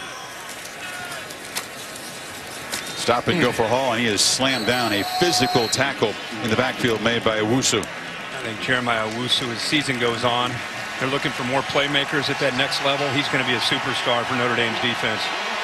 Well, nice ovation from the Louisville crowd. They appreciate the energy and the fight of this underdog team in Satterfield's first game, but it is the Irish going to the locker room with a 7-point lead. And let's hear from Brian Kelly with Maria. All right, Coach, we saw a fumble turn into a touchdown for Ian Book. What were you coaching him up on the sidelines about? Well, he's just playing a little tentative. You know, he's just got to relax and be Ian Book. You know, he's thinking a little too much. Just trust his coaching, trust his teaching, and just play. It's the first game. You know, he's got the weight of the world on him, and just got to relax and got to go play. And he will. He'll come back and play better in the second half. Any other adjustments you want to make in the halftime? Yeah, we got to contain the football a little bit better. Obviously, we didn't do a very good job, you know, with the speed option, and we made some adjustments there. We're running the ball very well. Clean up some things, obviously, and run support, you know, defensively and tackling. You know, we had obviously a couple of plays offensively that I'd like to get back, but we're running the ball effectively. We're starting to settle down on defense. Let's pick up on that in the second half. We should be in good shape. All right, thanks, Coach. We may have a new leader in the clubhouse for a halftime interview walk-off with a coach. I know he wants to say something to his team, but that was comprehensive analysis from Brian Kelly. Love it. 21-14, the Irish with a late touchdown, lead by 7 at Louisville. Halftime report coming up. Set for the second half, ESPN College Football Primetime, presented by Capital One. The 9th-ranked Fighting Irish of Notre Dame. And the Louisville Cardinals, the ACC on ESPN. And Notre Dame came in here off a 12-0 regular season, a playoff bid, expecting to dominate Juwan Pass in Louisville. Running game for both teams has been productive. That crazy sequence at the end of the half, back-to-back fumbles, set up Ian Book. He redeemed himself for his own fumble with a touchdown run, and now Louisville gets the football back. And excellent start. They're in the game. They got to halftime, hanging with the Irish. Now, what can they do in the second 30 minutes? You know, and I think if you would have told Scott Satterfield halftime you're going to be tied now, down 7, I think he's going to be pretty happy with that, considering the team that he's going up against. And now it's about first week. Halftime adjustments. What can you do? What did you learn? And what can you do to get back to where they were in their first couple series when they were kind of moving the ball up and down the field? Since then, they've not had a whole lot of luck against Brian Kelly's defense. Yeah, both defenses, after getting gashed for huge gains in the first quarter, settled in the second quarter. Dora's boot will carry to the end zone and be left right there. Let's take a look at To Do More in a Jiffy, brought to you by Jiffy Lube. Yeah, this defense, first 2 series, Louisville up and down the field, 163 yards and a couple touchdowns. And then Clark Lee made some adjustments, and the defense responded, getting their eyes on the ball. Saw the freshman Hamilton. Look at O'Gora, the difference in 15 pounds. Helped being able to turn that play right there into a fumble. But the bull rush, no longer just speed off the edge. He can use speed, but also use his power now at 250 pounds. See how the offense bogged down. Pass, accounting for both the Louisville touchdowns on the ground. Passing, he's 4 for 13. And flips it back. It's a screen. Atwell almost stumbled, keeps his feet, and finally does dive across the 40. Ball comes out. Is it live? There wasn't a whistle there. Now it's signal Louisville football. It'll move it back, but yet another ball on the ground. I thought he was down, and then the ball came out. We'll have to see. Knees down. Looks like he's down. I think they'll take a look at that. Louisville will gain some field position back. Watch the knee. Boom, right there. And he looks like he still has the ball in the right hand. Yeah, Watch the play. Watch them bring pressure. Bring pressure. It's a perfect time to be able to get the ball behind that pressure. Notre Dame brings blitzes, linebackers going the wrong way, and all that space for Atwell. Crawford's hand is coming in to punch the ball out just as Atwell's knee is hitting the ground. Another one of those bang-bang plays for Bob Welch in the replay booth. Here's the ball being punched. I think the knee is on the ground before it's out. So it's the opposite of the ruling before. That's right. Again, because it was ruled a fumble on the field, has to be burden of proof falls on by the way, that he had possession. If you're calling that live, that's the right call on the field, and then let the replay booth try to figure it out and try to correct the mistake, or correct the call on the field. Dave Kataya, it's been an interesting first half. Bob Welch, the replay official, is in here talking about the judgment calls they had to make. Here's another one that's pretty close. How do you see this? Well, Chris, as you described, it looks to me that that knee is down. Then the ball comes out. At the review, the ball carrier is down at the 41-yard line. First down, Louisville. Please reset the game clock to 14 minutes and 55 seconds. Dave says it here, and Dwayne Hates says it there. Yeah, so they'll reverse the call. It'll be a gain back to the spot where Atwell was down at the 41. And I think what Scott Satterfield saw and talked probably to his staff about was getting back to getting the ball on the perimeter where they have speed and in space. Mixing up, occasionally in the middle, but also working the edges a little bit more, forcing Notre Dame to try to make plays out there against that speed. Hawkins picks his way. Quick burst gets him 5 on first down across the 45. Impressed by the run game scheme, or are you disappointed in Notre Dame's run stop ability so far? Well, a little bit of both. I mean, they're breaking in new linebackers, new leadership when you lose Tranquil and Coney. So you got to be able to replace that. But how can you not be impressed with what Louisville's capable of doing in this new scheme with Satterfield after the way they played late last year? Patience as Hawkins picks his way, dives for a first down into Notre Dame territory. Maria? Well, Chris, Coach Satterfield said that it was a tale of two quarters in that first half. Offense played great in the first, defense great in the second. And he also said that in order to win this game, they will have to complete some balls downfield. So they might be looking to take some strikes as this game progresses. It's true, Maria. There hadn't been anything remotely like a downfield strike yet. But the run moves the ball in Irish territory. First down. Quick handoff to Hawkins. Sheds a tackle again. Hawkins is going to be run down from behind by Khalid Kareem, the defensive end, but he still picked up 7. It's a good job of blocking, although they get away with a hold by Robbie Bell, the right guard. He tackles his man, trying to be able to make a block on a linebacker, Drew White. Could it be a good block when he tackles the guy? Or? The left side did a good job of blocking the right guard. It's good if you get away with it. The right guard, he got away with one there. He literally jumped on the back of Drew White. And the umpire did not see it. It's the kind of first down play that Satterfield would dream about there. They got 7, so it's second and short. Hammered right away. Hassan Hall ran into a wall, got about a yard. Well, that is a big-time hit. Tagovailoa, Mosa right there, just lowers his shoulder into Hall. Watch this real time here. In the Hawaiian Islands, they hit physical football because you got Tagovailoa and Gilman, both Hawaiians on this defense, and 2 of the hardest hitters. 285 pounds there, lowering the boom. So now it's 3rd and 2. Big play, the Irish 40 early in the half. And a whistle and a timeout taken. The play clock winding down. Satterfield knows this one is important. You want to answer Notre Dame's late touchdown of the half, get off to a positive start, and they'll talk about this 3rd and 2 play now.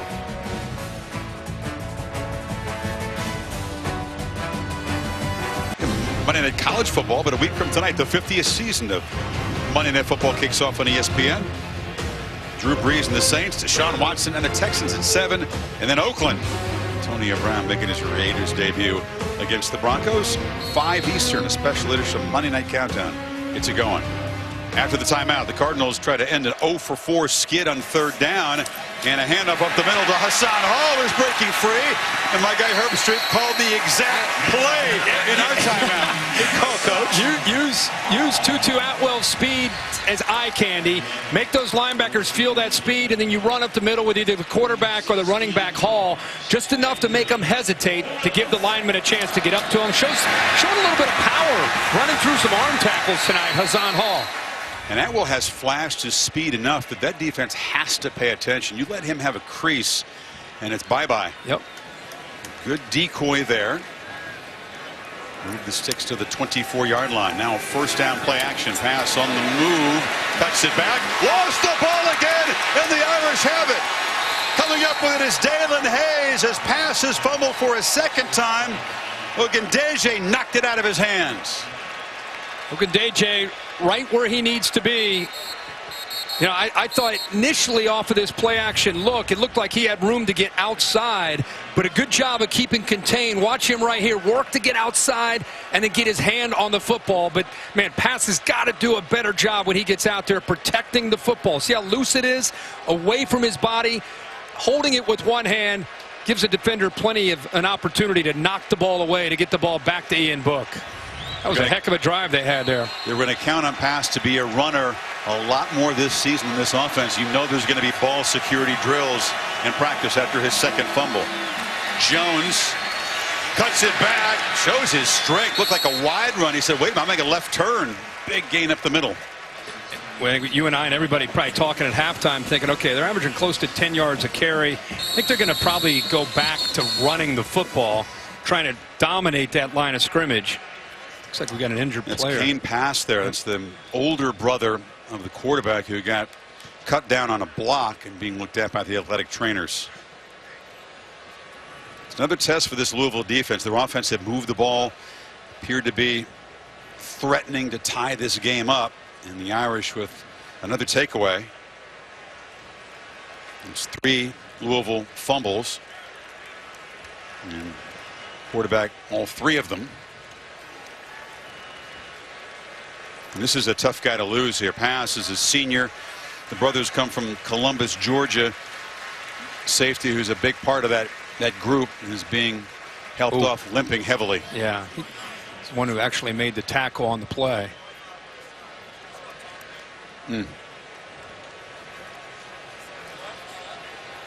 He'd been active. I mean, he's listed as a safety, but they have him up near the line of scrimmage tonight quite a bit in that run game, trying to help out.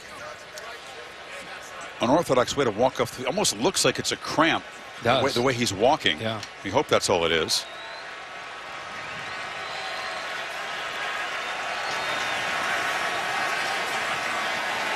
Sophomore, inexperienced sophomore Jeff Fago replaces him at safety. Jones is the back.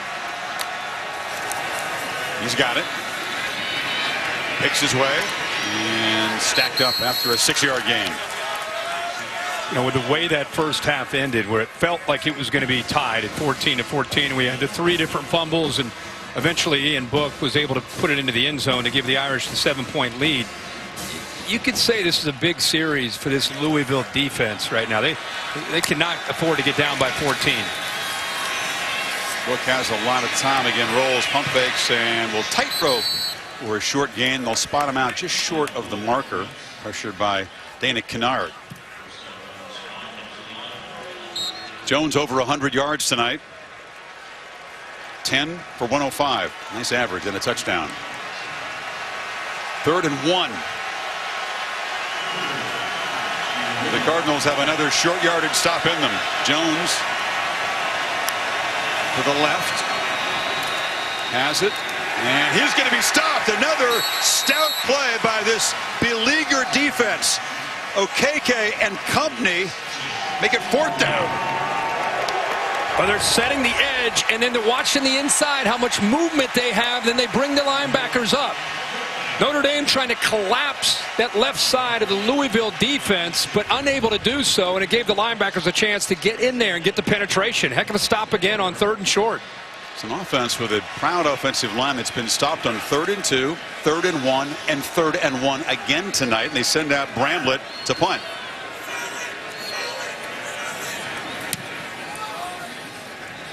Burns charges up at his short punt and makes the fair catch at the 24. Louisville defense does its job. Cardinals get the football back down 7. Keep an eye. You're looking for that group of 5 team to look out for late in the year? I think it's going to be Boise State. Ran for 108 plays in that game. Yeah. How about Jalen Hurts, the way he operated Oklahoma's offense last night in the win over Houston? A couple of years frustration came out in that game. 6 touchdowns he accounted for. And how about Mac Brown getting a big win in Charlotte and a big win over South Carolina? And on the other end, it's Florida State we just talked about in Tennessee, both suffering difficult losses to recover from. Georgia State goes to Rocky Top and wins. And off running right and wrestled down Hawkins. How about Hank Bachmeier's brothers' names? Bear, Buck, and Tiger. I've never met the kid. I love it. For Heisman. You're just driving the train here. Much like Bo Nix, you watch a guy and you can just see something's a little different about this guy. There's something a little different about Bachmeier. Tell you what, ACC fans, Mac Brown's heels, I have my attention. The Hurricanes go there this Saturday, conference openers. 2nd and 12 after Hawkins was stopped behind the line, and now pass rolling out and delivers behind Atwell. They've tried to target him a lot, but the Irish secondary are paying attention to him. That's Crawford in coverage. Last 4 possessions, give you an idea. They opened this game, the first 2 possessions. Louisville moving right down the field. Pass was in control, running, throwing, 2 touchdowns. Since then, their last 4 possessions, a fumble, the half, and another fumble. So Clark Lee, I think it's very different right now. And it's not just dominating defensive line. I think he's adjusting his look. Here's a good look at Clark Lee. Getting more zone and getting more eyes on the football as opposed to playing as much man-to-man as they were early. Atwell far left, and now a flinch in the interior offensive line. The Irish. False start. Offense. Drawn off. 59. 5-yard penalty. 3rd down. T.J. McCoy, the center. Both quarterbacks, Kirk, 63 yards passing. Passes accounted for the 2 touchdown runs, but just 5 of 15 and just 63 yards on those completions. So really, we're completely bereft of a downfield completion tonight. Nothing. And both sides. Yeah. Both teams trying to keep everything in front of them, especially Notre Dame, after the adjustments they've made, playing with deeper safeties. They're really deep now in 3rd and 17. Decent protection, ball out, catch made. Nope, is not made. It's dropped by Atwell. It was closely covered by the freshman Hamilton, and here comes the punt team. That's where that length of Hamilton at 6'4". Remember the freshman, great feel, great just instincts for a young defensive back. Atwell's only 5'9". This is where that length of defensive backs can really help out, being able to get around a receiver and affect the ball. Pass unable to lead his receiver into open space, made it tough. So Fink is back deep. King kicks it high, not terribly deep, and Fink's going to drift and make a fair catch, and Notre Dame will have great field position. Ball at the 43. 21-14 Irish, 40-yard punt.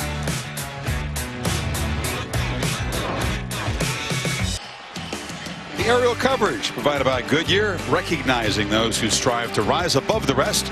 Goodyear, more driven. Marty and McGee hanging out up there, checking things. Hope they have binoculars. Tell you, when you look down and look across, you see more empty seats than you should. This thing was pretty full, and for some reason, a lot of the Louisville fans have they're used to taken off, or they're used to shutting it down like the team last year. The team's not shutting it down. These guys are fighting. Book again looks to throw on 1st down. It's a crossing route, and Claypool's got space. And the big fella with those long strides turns back.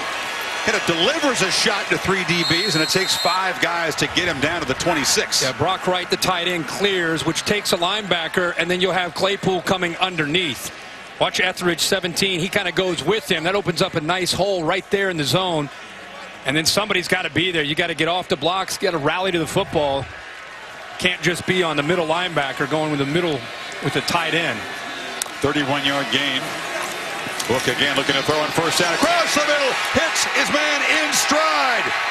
Touchdown, Notre Dame. Tommy Tremble, the tight end. Tommy Tremble getting his hands on the ball. It's more like what you would see from Notre Dame. Too high safety. Weakness is the middle of the field, and that's where they attack. He has to respect the outside receiver. Well-designed plays, just 4 verticals, pick on that safety. If he works to the outside, you go back to the middle where the opening is. If he stays to the inside, you go outside. Good read, easy read for Ian Book, and a touchdown. And Cole Kmet, the stud tight end, down with a broken collarbone for at least another game. So guys like Brock Wright and Tremble have to step up, and that's his first career touchdown reception. Pretty nice. Sophomore out of Georgia. Pretty nice when the big fella comes in and gets that too high look, and the middle of the field is wide open. He's got to reach up and catch the ball. You said how successful they had been running on first down, not throwing, but on that drive, a couple of first down throws. They get the space, they loosen up the defense. Offside. Defense. That penalty is declined. We'll have it tried. So the 2 passes cover 57 yards, just about a half a minute, and now it's a 2-touchdown lead for Kelly's team. It's going to make Book feel better about his evening.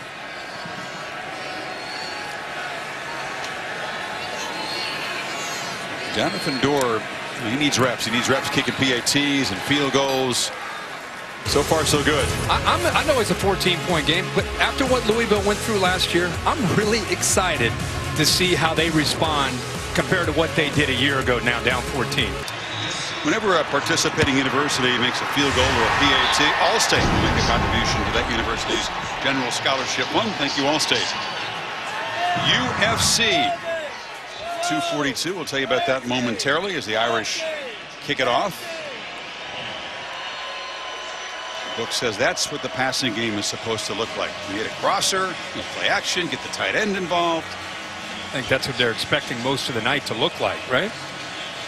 Taken a while. The running game has been solid throughout.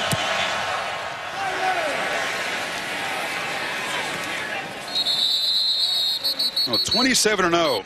Habib Nurmagomedov takes on the interim champ. Dustin Poirier, main event, pay-per-view in English and Espanol, starting at 2 Eastern. Got to order the main card by going to ESPNplus.com/PPV and download the app. Now, you said it. Remember when Habib beat up McGregor?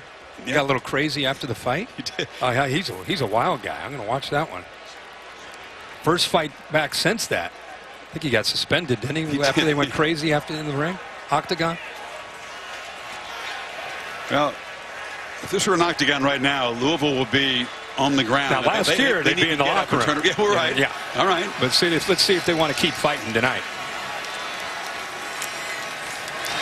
They take it to Hall. Pass, pats the ball, and now flips it near side.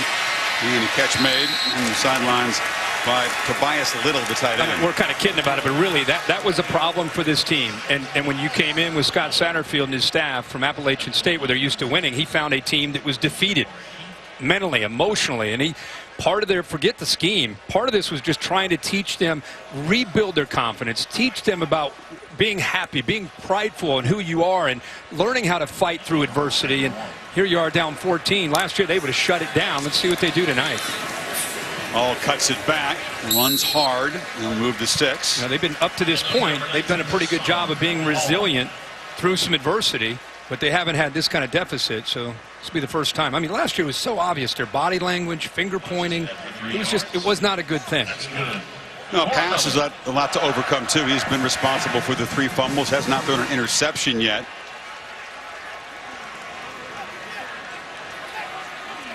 As a runner, 55 on the ground. Atwell in motion, the snap gets away, and they have to fall on it. That snap was fired low and gave the quarterback no chance. Well, Cole Bentley is in its center, who's a lefty.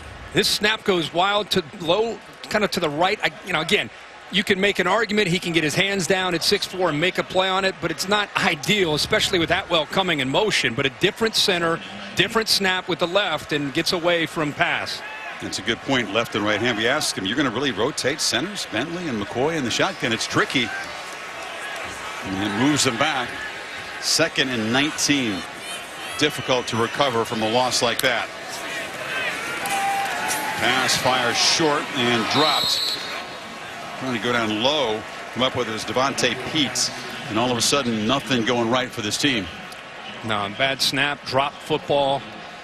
And now you're looking at 3rd and forever, 3rd and 19. Think about it again. The last 5 possessions from Louisville: fumble, fumble into the half, fumble, and a punt. Give Notre Dame's credit. We're sitting here talking a lot about Louisville's offense. Got to continue to give Notre Dame's defense a lot of credit. And now pre-snap flag. Offense, number 7, 5-yard penalty. 3rd down. Well, you talked about it. How will they respond? They've been rattled going down, 2 scores. The quick strike Notre Dame touchdown, and this offense has responded with a series of mistakes. Absolutely. One thing that feels very different about Notre Dame, they don't have some of those marquee names, the leadership of Tranquil and Coney, Julian Love, but one thing they do have is depth. It feels like they have more depth on defense. Option pitch. Dangerous because it was behind Hall and very fast. He barely gets his hand on it. Hamilton forces him out, and a disastrous series ends. 4th down. Yeah, lucky to get that ball out. You see Kareem closing in on him, and you said it. Fast and behind, not necessarily ideal for a back on the option pitch. They flirted. They tried for another fumble in that series. Fink figures to give the Irish good field possession again. He's standing at his own 35.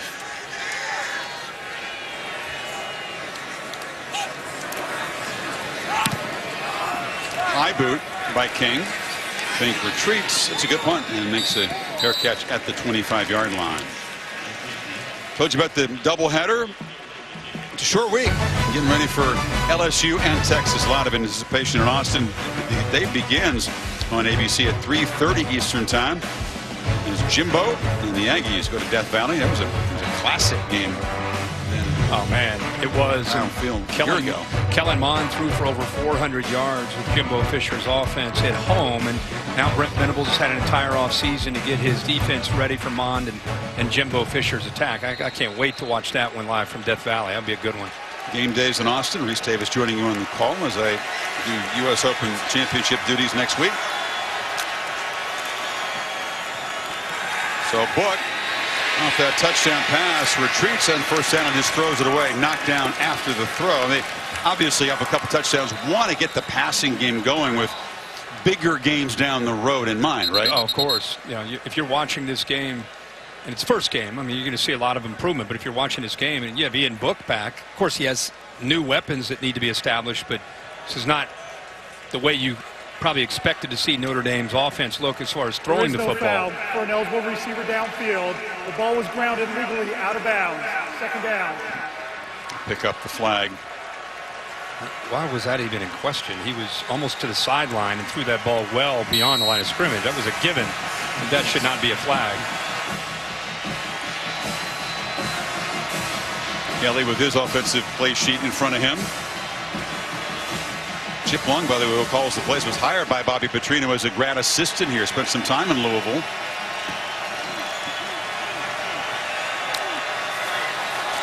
Book, they come after him, gets it away. Catch made underneath by Tremble, and the tight end who caught the touchdown minutes ago is becoming involved in this offense. Well, when you take a chance getting after Ian Book with linebacker blitzes, it's going to leave an opening behind them if they don't get home. They bring both the linebackers, and look at that. Does a nice job of feeling them, almost baiting them towards him, letting them come, and then going right over top of them to the big tight end who comes into the game, gets a few catches. Jones dragged down. We knew we'd see lots of faces. Kelly thought maybe 10 to 12 guys would touch the ball on offense. What he was excited about was that he said Ian Book has a very close relationship with really everybody on offense, not just the starters, anybody who might get involved, and that's a change. It is, and I thought it was neat to hear him say, in practice, if a guy like Lawrence Keys, who's a freshman, makes a mistake, instead of yelling at him, his style is to kind of walk over to him after the rep and talk to him about the mistake he made. Book from the pocket, doesn't see anything he likes, and he'll take off and shimmy and then lower the shoulder for a short gain. So he's doing less yelling. Brian Kelly doing less yelling. Chip Long, we got to work on. he'll still air it out. Yeah, he's good. He balances everything out. But no, I think it's kind of cool to watch the difference in styles of different quarterbacks around the country and how they try to win the team over. You hear coaches win the team over, and that's one of the ways you can do it, and how you lead and how you perform when things are good and when things are bad in practice. Cardinals crowd trying to make some noise because they get a stop on 3rd and 4.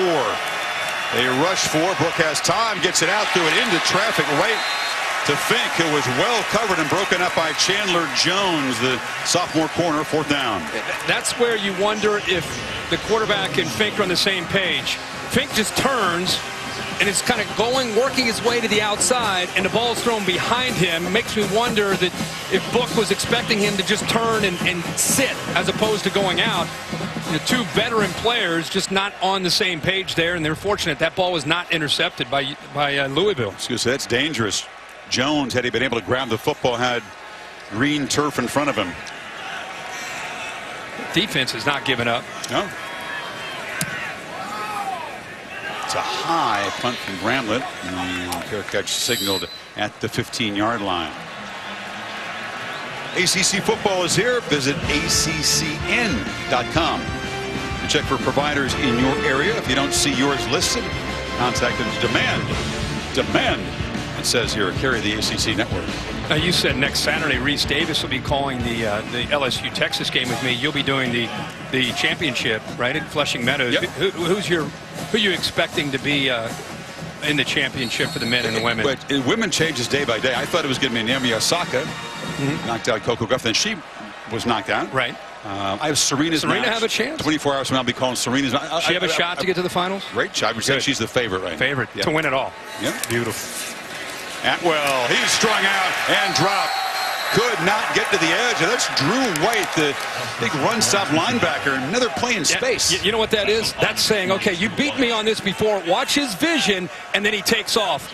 Anticipating that, that's a great job of just knowing exactly what to see based on formation, based on knowing where number 1, Tutu Atwell is, seeing him coming, and then beating him and running to where he will be instead of running behind him. Great play. So another big loss on 1st down, and on 2nd and 16. He just looks dangerous, Hawkins, every time he gets the football. He and Hassan Hall, they're going to make some plays running the football this year. They sure are. You know, one of the things that Clark Lee has against quarterbacks is with the pass rush that they have, they don't always have to blitz. You know, you can rush 4 and get pressure on a quarterback and be effective. Look at this with their standard rush, just rushing 3 or 4, 1 of 9, because they're dropping 7 and playing zone. Against a blitz, he's had more success. Often you see those numbers reverse, right, for quarterbacks. Yeah, they've got 3 outstanding pass rushers, and Kareem, Hayes, and Okwara. And on 3rd down like this, they get them all on the field together. They pick up the pressure, pass rolls and delivers, and Atwell's got it, and he slips down, but it's a 1st down as they keep the drive alive. Well, they flushed him. They rushed 4. They got pressure on him, but give Pass credit for his vision downfield, where he's able to find Atwell, who finds that soft space.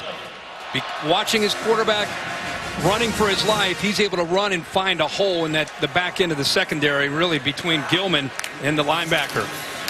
Bogle, ball right up the middle's on the ground. Looks like the Cardinals have got it back, but they are just flirting with turnovers every possession here. Yeah, and ball never got in to Hawkins. I don't think he ever had his hands on it. I don't know if he wasn't expecting it or if he thought it might be a fake, but ball's eyes upfield. Yeah, ball was put on his stomach, and he just did not clamp down on top of it, and was fortunate to scramble there to be able to pick up the football. It looked like there were 2 or 3 Notre Dame jerseys there right around the ball, just happened to bounce his way. How about that? 5 fumbles today. It was a pretty clean start, and then fumbleitis broke out. Here's a carry to the right side. Secures the football, short gain, and set up the 3rd and 4. Looking forward to watching the Notre Dame linebackers just grow. We were watching them tonight with Drew White get a chance. Bill All's moved from playing that hybrid rover spot last year, now moving over to the other inside linebacker spot. Owusu playing a lot tonight, 6. It's a good-looking group. They just lose so much experience with Tavon Coney and Drew Tranquill moving on. Yeah, Tranquill was like the pre-snap quarterback of the defense, right? So other guys have to take on that role. Final minute of the third quarter. Pass, gets it out quickly, and the catch is made. Breaking free. It's a first down. Huge gain for Marshawn Ford, and he's running down inside the 30. This is an example of what we just talked about, the linebacker play. We just bragged on Drew White. Now he's going to be matched up man-to-man right here. And this is just about, can you stay with him? Can you get out there quickly enough to be able to make a play? He's there, but just a step behind to give Ford, who Louisville's very high on his upside as a tight end. You can see everybody's playing man-to-man. They have their backs there to Ford. So once he's able to break free from White, Chris, a lot of yards to pick up. Ex-running back is really more of a receiver than a blocking tight end. Hometown guy. 37-yard gain. The Cardinals threatening. They're still in this game. They're in it. They made it to the fourth quarter.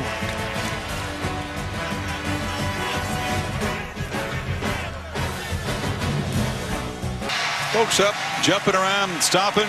It's a stadium record, 58,187.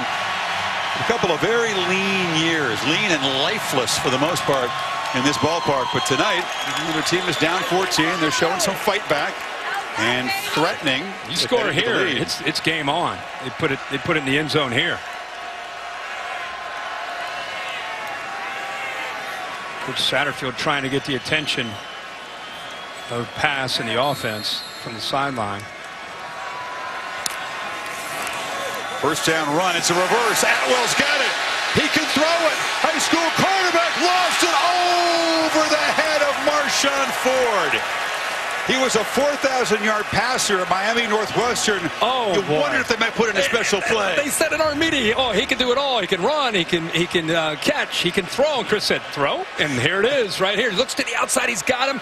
Crawford trying to come over. If the ball is thrown lower, obviously the big tight end Ford is able to take care and protect the ball, but just a little bit high. And what a call, an aggressive play call there by Satterfield. That was saying, doggone it.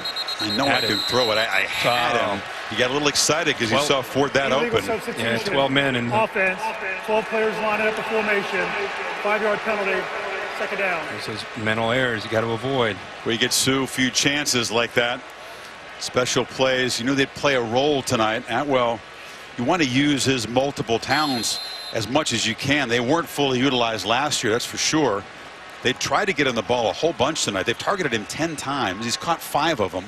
Oh, he's just a guy, whether you're handing it to him, you're throwing it to him on a reverse where he can throw it. He's just on this roster currently, he's one of the more dynamic playmakers they have. So you got to find different ways and be creative, get him in the ball.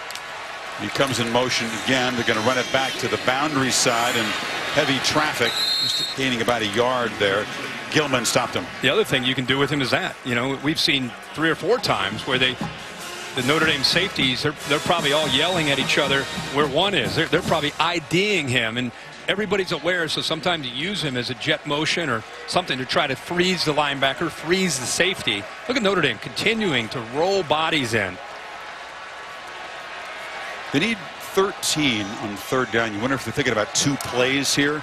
Down a couple touchdowns in the fourth quarter. Yeah, they have to. Play clock's winding down. They've got a couple timeouts. They get the snap off, and it's a run. And Hawkins is going to gain about 4. It's going to be 4th down and 9. Down there bringing out the field goal unit.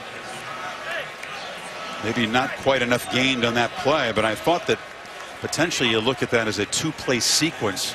Yeah, field goal just gets you within 11. I think there was no hesitation there at all. Very reliable lefty. This is from 42 yards, and Creaky usually makes these routinely.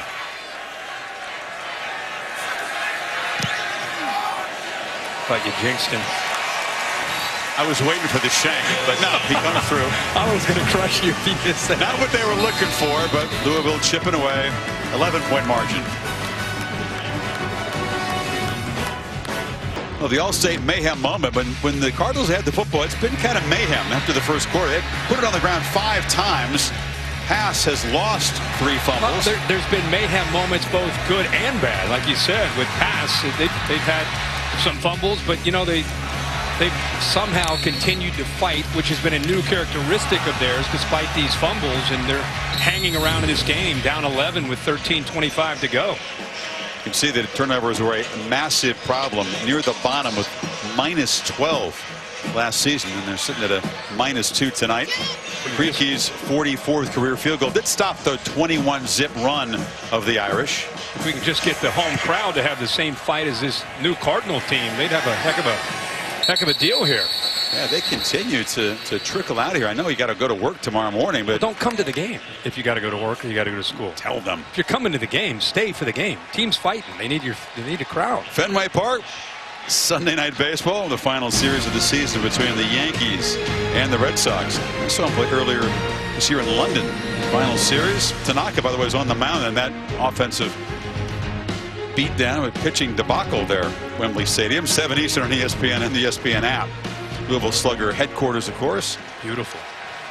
Are they giving you a bat when you bat? I got a few bats. I do have a few. Nothing like the sound of a wooden bat. Book flushed again, has space, and then makes a nice little cut, and he'll pick up 7 yards. I don't know if he's accomplished what one of the goals was, Kirk, was to have better pocket presence. I was talking to Jesse Palmer on the field, see if he can sit in there, survey, find the receivers. He's escaped pretty quickly tonight. Well, I think part of the reason he's escaped, especially up the middle, is when the linebackers clear out. I mean, picking up some yards, 6 yards on 1st and 10, you know, that's pretty good for me. I'll take that.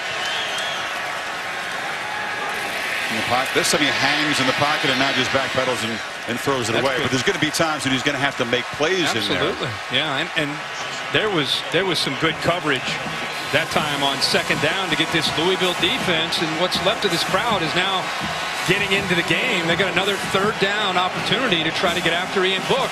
I would recommend spying with that linebacker just in case the rush gets to him and he wants to step up and take off. Irish 2 of 8 on 3rd down. They failed a number of times on 3rd and short. Book has protection, delivers a strike, and it's a 1st down at the 40-yard line. Nice Beginning job. to use Tremble as a big part of this offense now. Yeah, and this time, Chris, it's zone. And for Tremble not having a lot of experience, watch him just sit in, find the soft spot in the zone. Nice job of getting the spacing and finding that hole, and Book waits for him and puts it right on the money.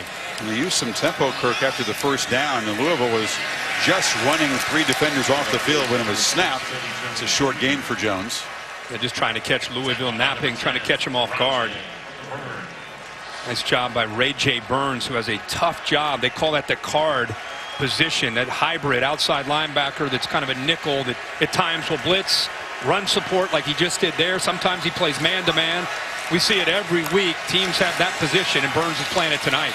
Jones stopped. Burns, a guy who was at Ohio State, transferred back to his hometown. He was 2nd in the Mr. Football voting here in Kentucky. And he made a nice play again. You know, that is a tough position, like I said, because of the versatility. In Ohio State, he was more of a corner. And even last year here, he was a corner. And that time, he set the edge and came up and forced the back Smith to have to cut back inside. Under 200 pounds, but you're right, playing tough. Yeah. Another 3rd down. They need 7. Remember to watch Book. Got him mirroring. From the pocket, high throw, catch made. Keys, and the young freshman in his 1st game out of New Orleans getting involved. A couple of grabs tonight. Yeah, again, Ian Book just not quite in rhythm tonight, but give the freshman Keys, who's known as a speedster, a lot of credit. Right at the 1st down mark, going back up in the air and making the play on this ball. He doesn't lead him in there, throws it behind him, but well, I'd be excited if I'm a Notre Dame fan seeing the hands on the young freshman like that. In the pocket on 1st down, Book retreating and will heave it out of bounds. Still looking to make a downfield play. But Monte Caban pressured him. Just kind of threw that ball away. The fans obviously upset, wanting intentional grounding. There was a receiver down that sideline, but he did just kind of retreat and just We got to have Dave Patak give a clinic on the rules of intentional grounding. That's not intentional grounding. I appreciate their spirit. Yeah. Irish not trying to just bleed the clock out. They're aggressive with the passing game, up 11 here. Smith in the flat goes up and gets it, and able to dodge a tackle and dive to the 40 to set up another third down. They'll need about 4. As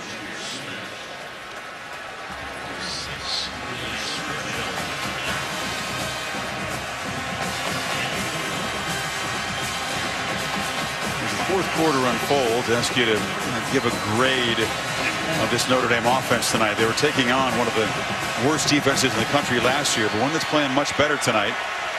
Jones is the back.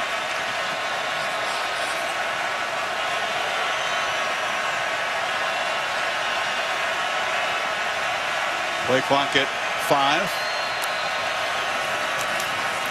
Hook flushed again. Has room. Will he get there? Yes. Dives for a first down near the 36. So they've been hitting that inside throw, a lot of them on third down, and so there's an awareness now by the defense. So they're looking for this. So what Book does is he says, if you're going to take away, see the eyes of that defender, he's coming into the inside, okay, but I'm going to get to the corner. So he basically just picks on a defender that time, Abdullah, saying, I'm either going to throw the slant if you widen out, or if you take it away, I'll use my speed and pick up another first down on third down.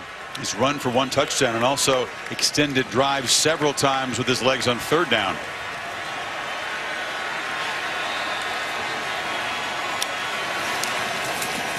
Fake to Jones. Book looking downfield and fires near sideline. Claypool trying to work his way into open space. Still going. Big fella gets the edge. He'll be knocked down inside the 5.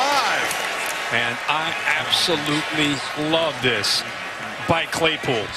Who's going to be a guy that can make a play in this passing game after the catch? We know about some of the young guys. Here's the guy that's been challenging himself, and the coaches have challenged to become the guy in this receiving core. And instead of just catching it, maybe getting tackled or going out of bounds, he decides he's going to make something happen and goes all the way across to show you what he can do with the ball in his hands after a catch. Beautiful.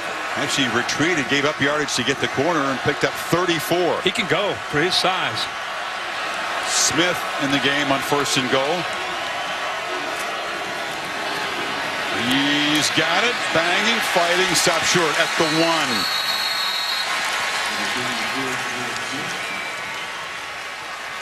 Been an impressive drive for Notre Dame after the field goal by Louisville. They've moved it 11 plays, 74 yards. And converted 3 third downs, as you mentioned, to keep that clock moving, keep this drive alive. They're about under 8.5 minutes. Looking for a touchdown.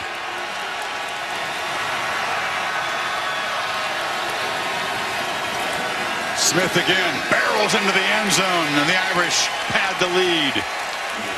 2nd touchdown for the sophomore. That's a big time drive, man. That's huge. Louisville not going away, just kind of hanging around just enough. And on the road, you need a drive, mixing up the run with the pass, controlling the line of scrimmage. Good job by Chip Long and mixing up the play calling. And I mentioned the 3 third downs that they were able to convert on. Huge. Just a great drive. 12 plays and 75 yards and a touchdown. Claypool, who's been the main receiving target tonight, a 34-yard play to set up the touchdown. All touchdowns, no field goals tonight for this Notre Dame offense, and the lead 18 with 8:15 to play. Hugh Rockne, the only coach in Notre Dame history to last longer than 11 seasons. Lou Holtz, by the way, was the oldest head coach to patrol the sidelines at 59. Kelly's going to turn 58 in October. Figures to go well beyond that. He says it's a difficult, demanding job, and no one has hit their 60th birthday and been on that job in history yet. Do you think he's ever looked better, though? No, that's great. I thought he looked great. Summer vacation in Scotland and Ireland with the family, celebrating his wife's 25th wedding anniversary. I think he's in a good, peaceful place to begin the season. I think he's feeling more peaceful now than he was in the second quarter. Yeah. I just think last couple years, it just feels like he's got a different vibe about him. By the way, building a house, it's 3 houses away from New Rockne's old house. Hall accelerates quickly. Takes a shot, stopped at the 24-yard line. It's unusual for college football head coaches to be able to take an extended vacation. He said that his 3 kids, their youngest is entering the senior year in high school, get them all together. A meal with a family of 5 is a special deal. He said as a coach, you really don't get a chance. You got to go over to Ireland to have the hurling going on. Family dinner. Yeah. Look, take it up to local sports. He said he played 11 rounds of golf.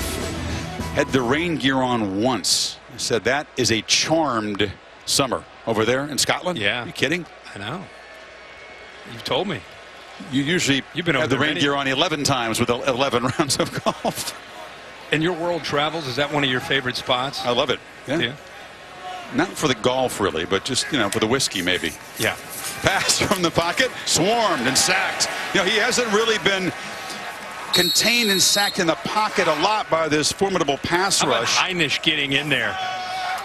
And the inside, we get so used to these guys on the edge, Hayes and Okwara and Kareem, but it's nice to be able to see Kurt Heinisch be able to get in there and make a play and just get a push right up the middle into the face of Juwan Pass. Big old nose guard from Pittsburgh. Not the guy you'd expect to sack the quarterback. And now pass is flushed again, rolling out a lot of room. He can take off, tucks the ball, and scoots out across the 40. Well, Chris, they blitzed the linebackers and played man. Look at the man-to-man. Everybody running with the receiver, so there's nobody left. When you blitz the linebacker, nobody accounts for the quarterback pass, and easy for him to get big yards with his speed. 233 yards on the ground for this Cardinals offense tonight. And a whistle, flag, false start again. False start. Offense. Number 60. 5-yard penalty.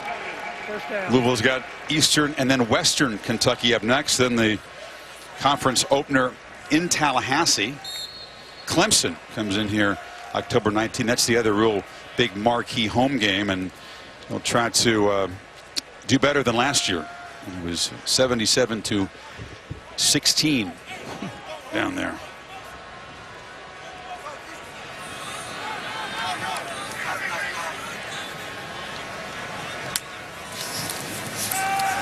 Pass rolls and it's incomplete. Trying to get the ball to Isaac Martin. This is a big marquee game. So is Clemson. If you wanted to get a ticket for either game, you had to buy season tickets.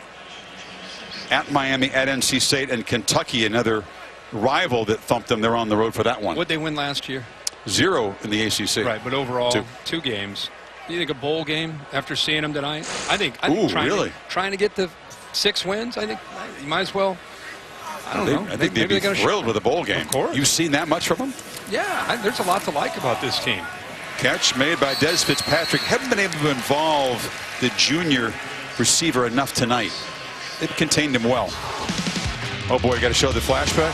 Yikes! Oh man, we were there. Oh, this was not last year's game. Wait a minute. Cut back. No, they're stopped a couple of yards short, and a great quarterback duel between Deshaun Watson and Lamar Jackson ended with a 6-point victory for Clemson. Look at the different directions those programs have gone since that night. I would say in all the games you and I have had a chance to call, what is this, our 5th or 6th year, whatever it is, we've called national championships together, we've called Rose Bowls, called some fun games.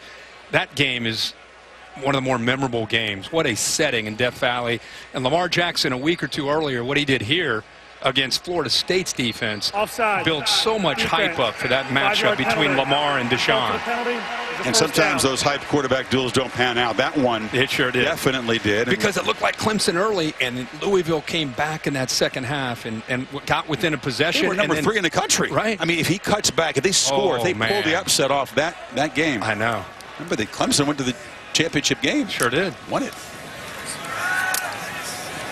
Pass.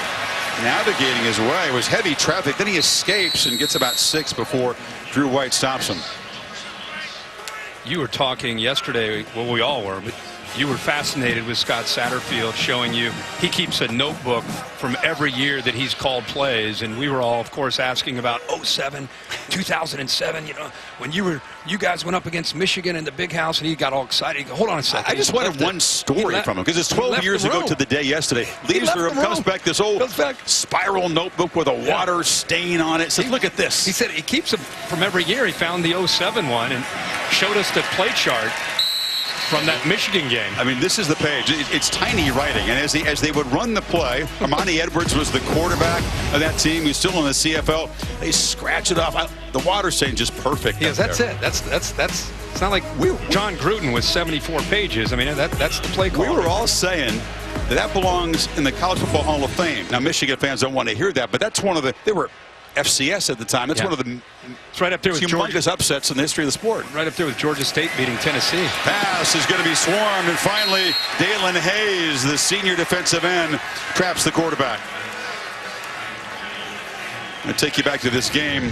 Again, 12 years ago yesterday, about a minute and a half to go. Mountaineers drove 69 yards.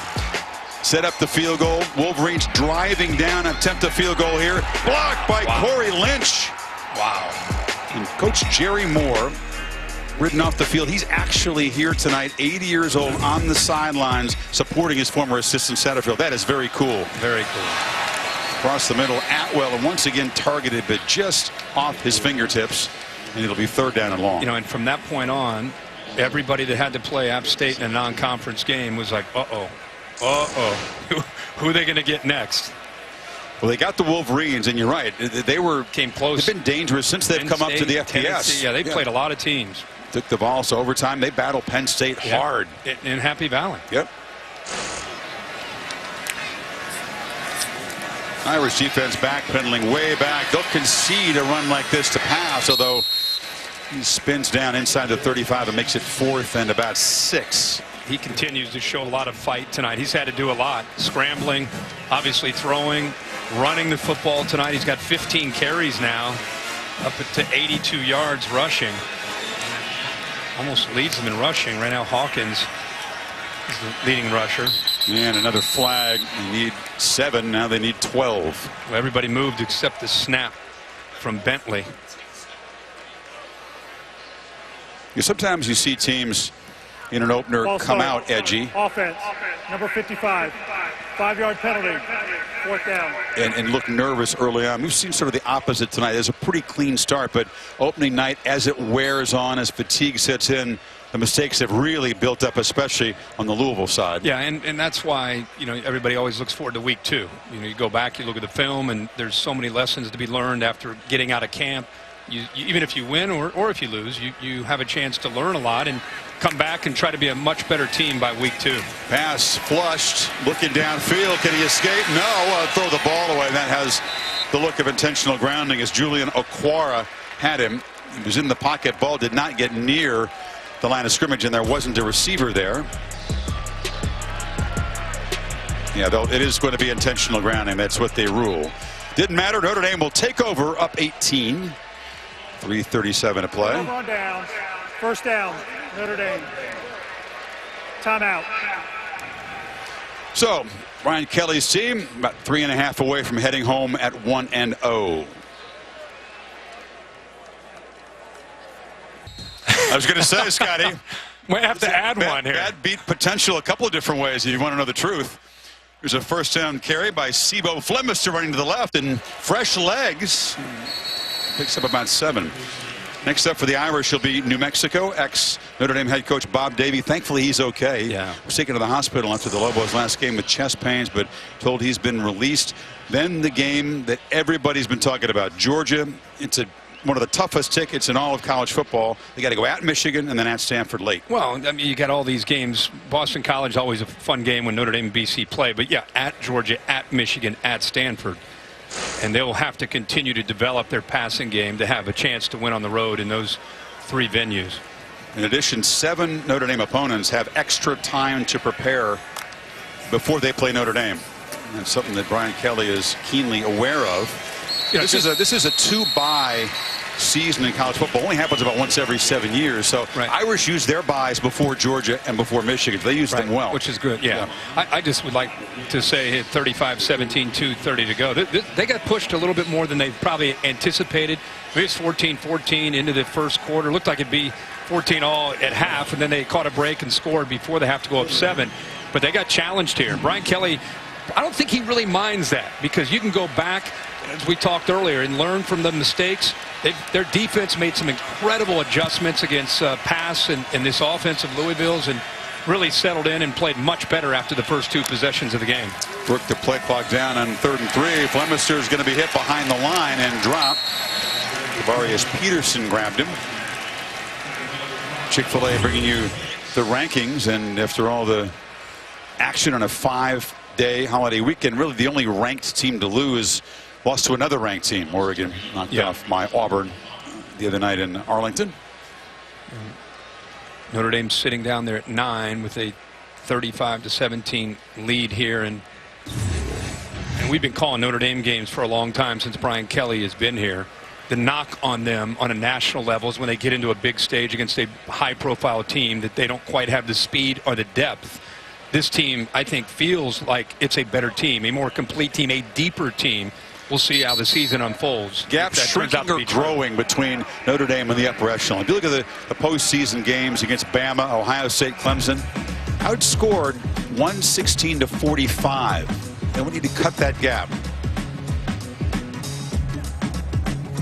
So the Irish have the punt team on the field. 4th and 5 at the +41.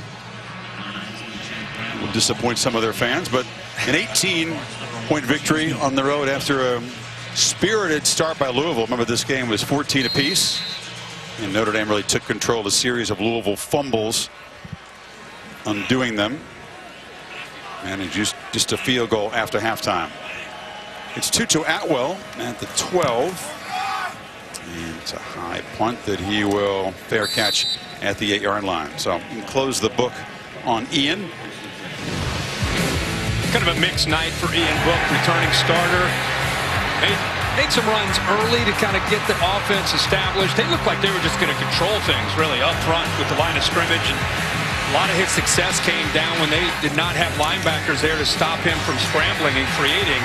And in the second half, he was able to get some time to throw and had more success in the second half throwing the football. But you can see that the touchdown on the ground and also one through the air. Yeah, nice touchdown throw to Tommy Tremble. Claypool took a couple short throws and made him into substantial gains, but not the downfield threat at all in this first game. And for Louisville, they can take positives out of an 18-point loss at home because of where they finished up last year. Pass, gets the ball out quickly. And they're going to still fight. Josh Johnson makes the catch, and you actually think you've seen enough from this team, attitude, to put them in the potential bowl picture in the ACC? Well, I think, they're going to have to win some non-conference games, and they have some tough games coming up. But I've seen enough from Juwan Pass and from the receivers to think that they're going to be able to compete with some teams this year in the ACC. Again, Eastern and then Western Kentucky here, and then they go to Tallahassee. The Noles hardly look unbeatable. No, that's what I'm saying. You look at Eastern, maybe we put their schedule up again. You look at Eastern and Western Kentucky. If they play the way they're capable, you'd think that they have good chances of winning those games. They have Boston College, at Florida State, Wake Forest on the road. Clemson you can forget about. Batted in the air and caught on the carom. Pass catches his own ball, and it'll be dropped right there. Let's try to add him up here. Okay. This is me adding them up. I'll say 1 win, 2 wins, 3 wins, 4 wins. I think they can win 5. Yeah, they can win 6. Just get there, huh? I think they can get to 6. At Western Kentucky, don't give them the win there. I know. It's the Hilltoppers on the road. I know.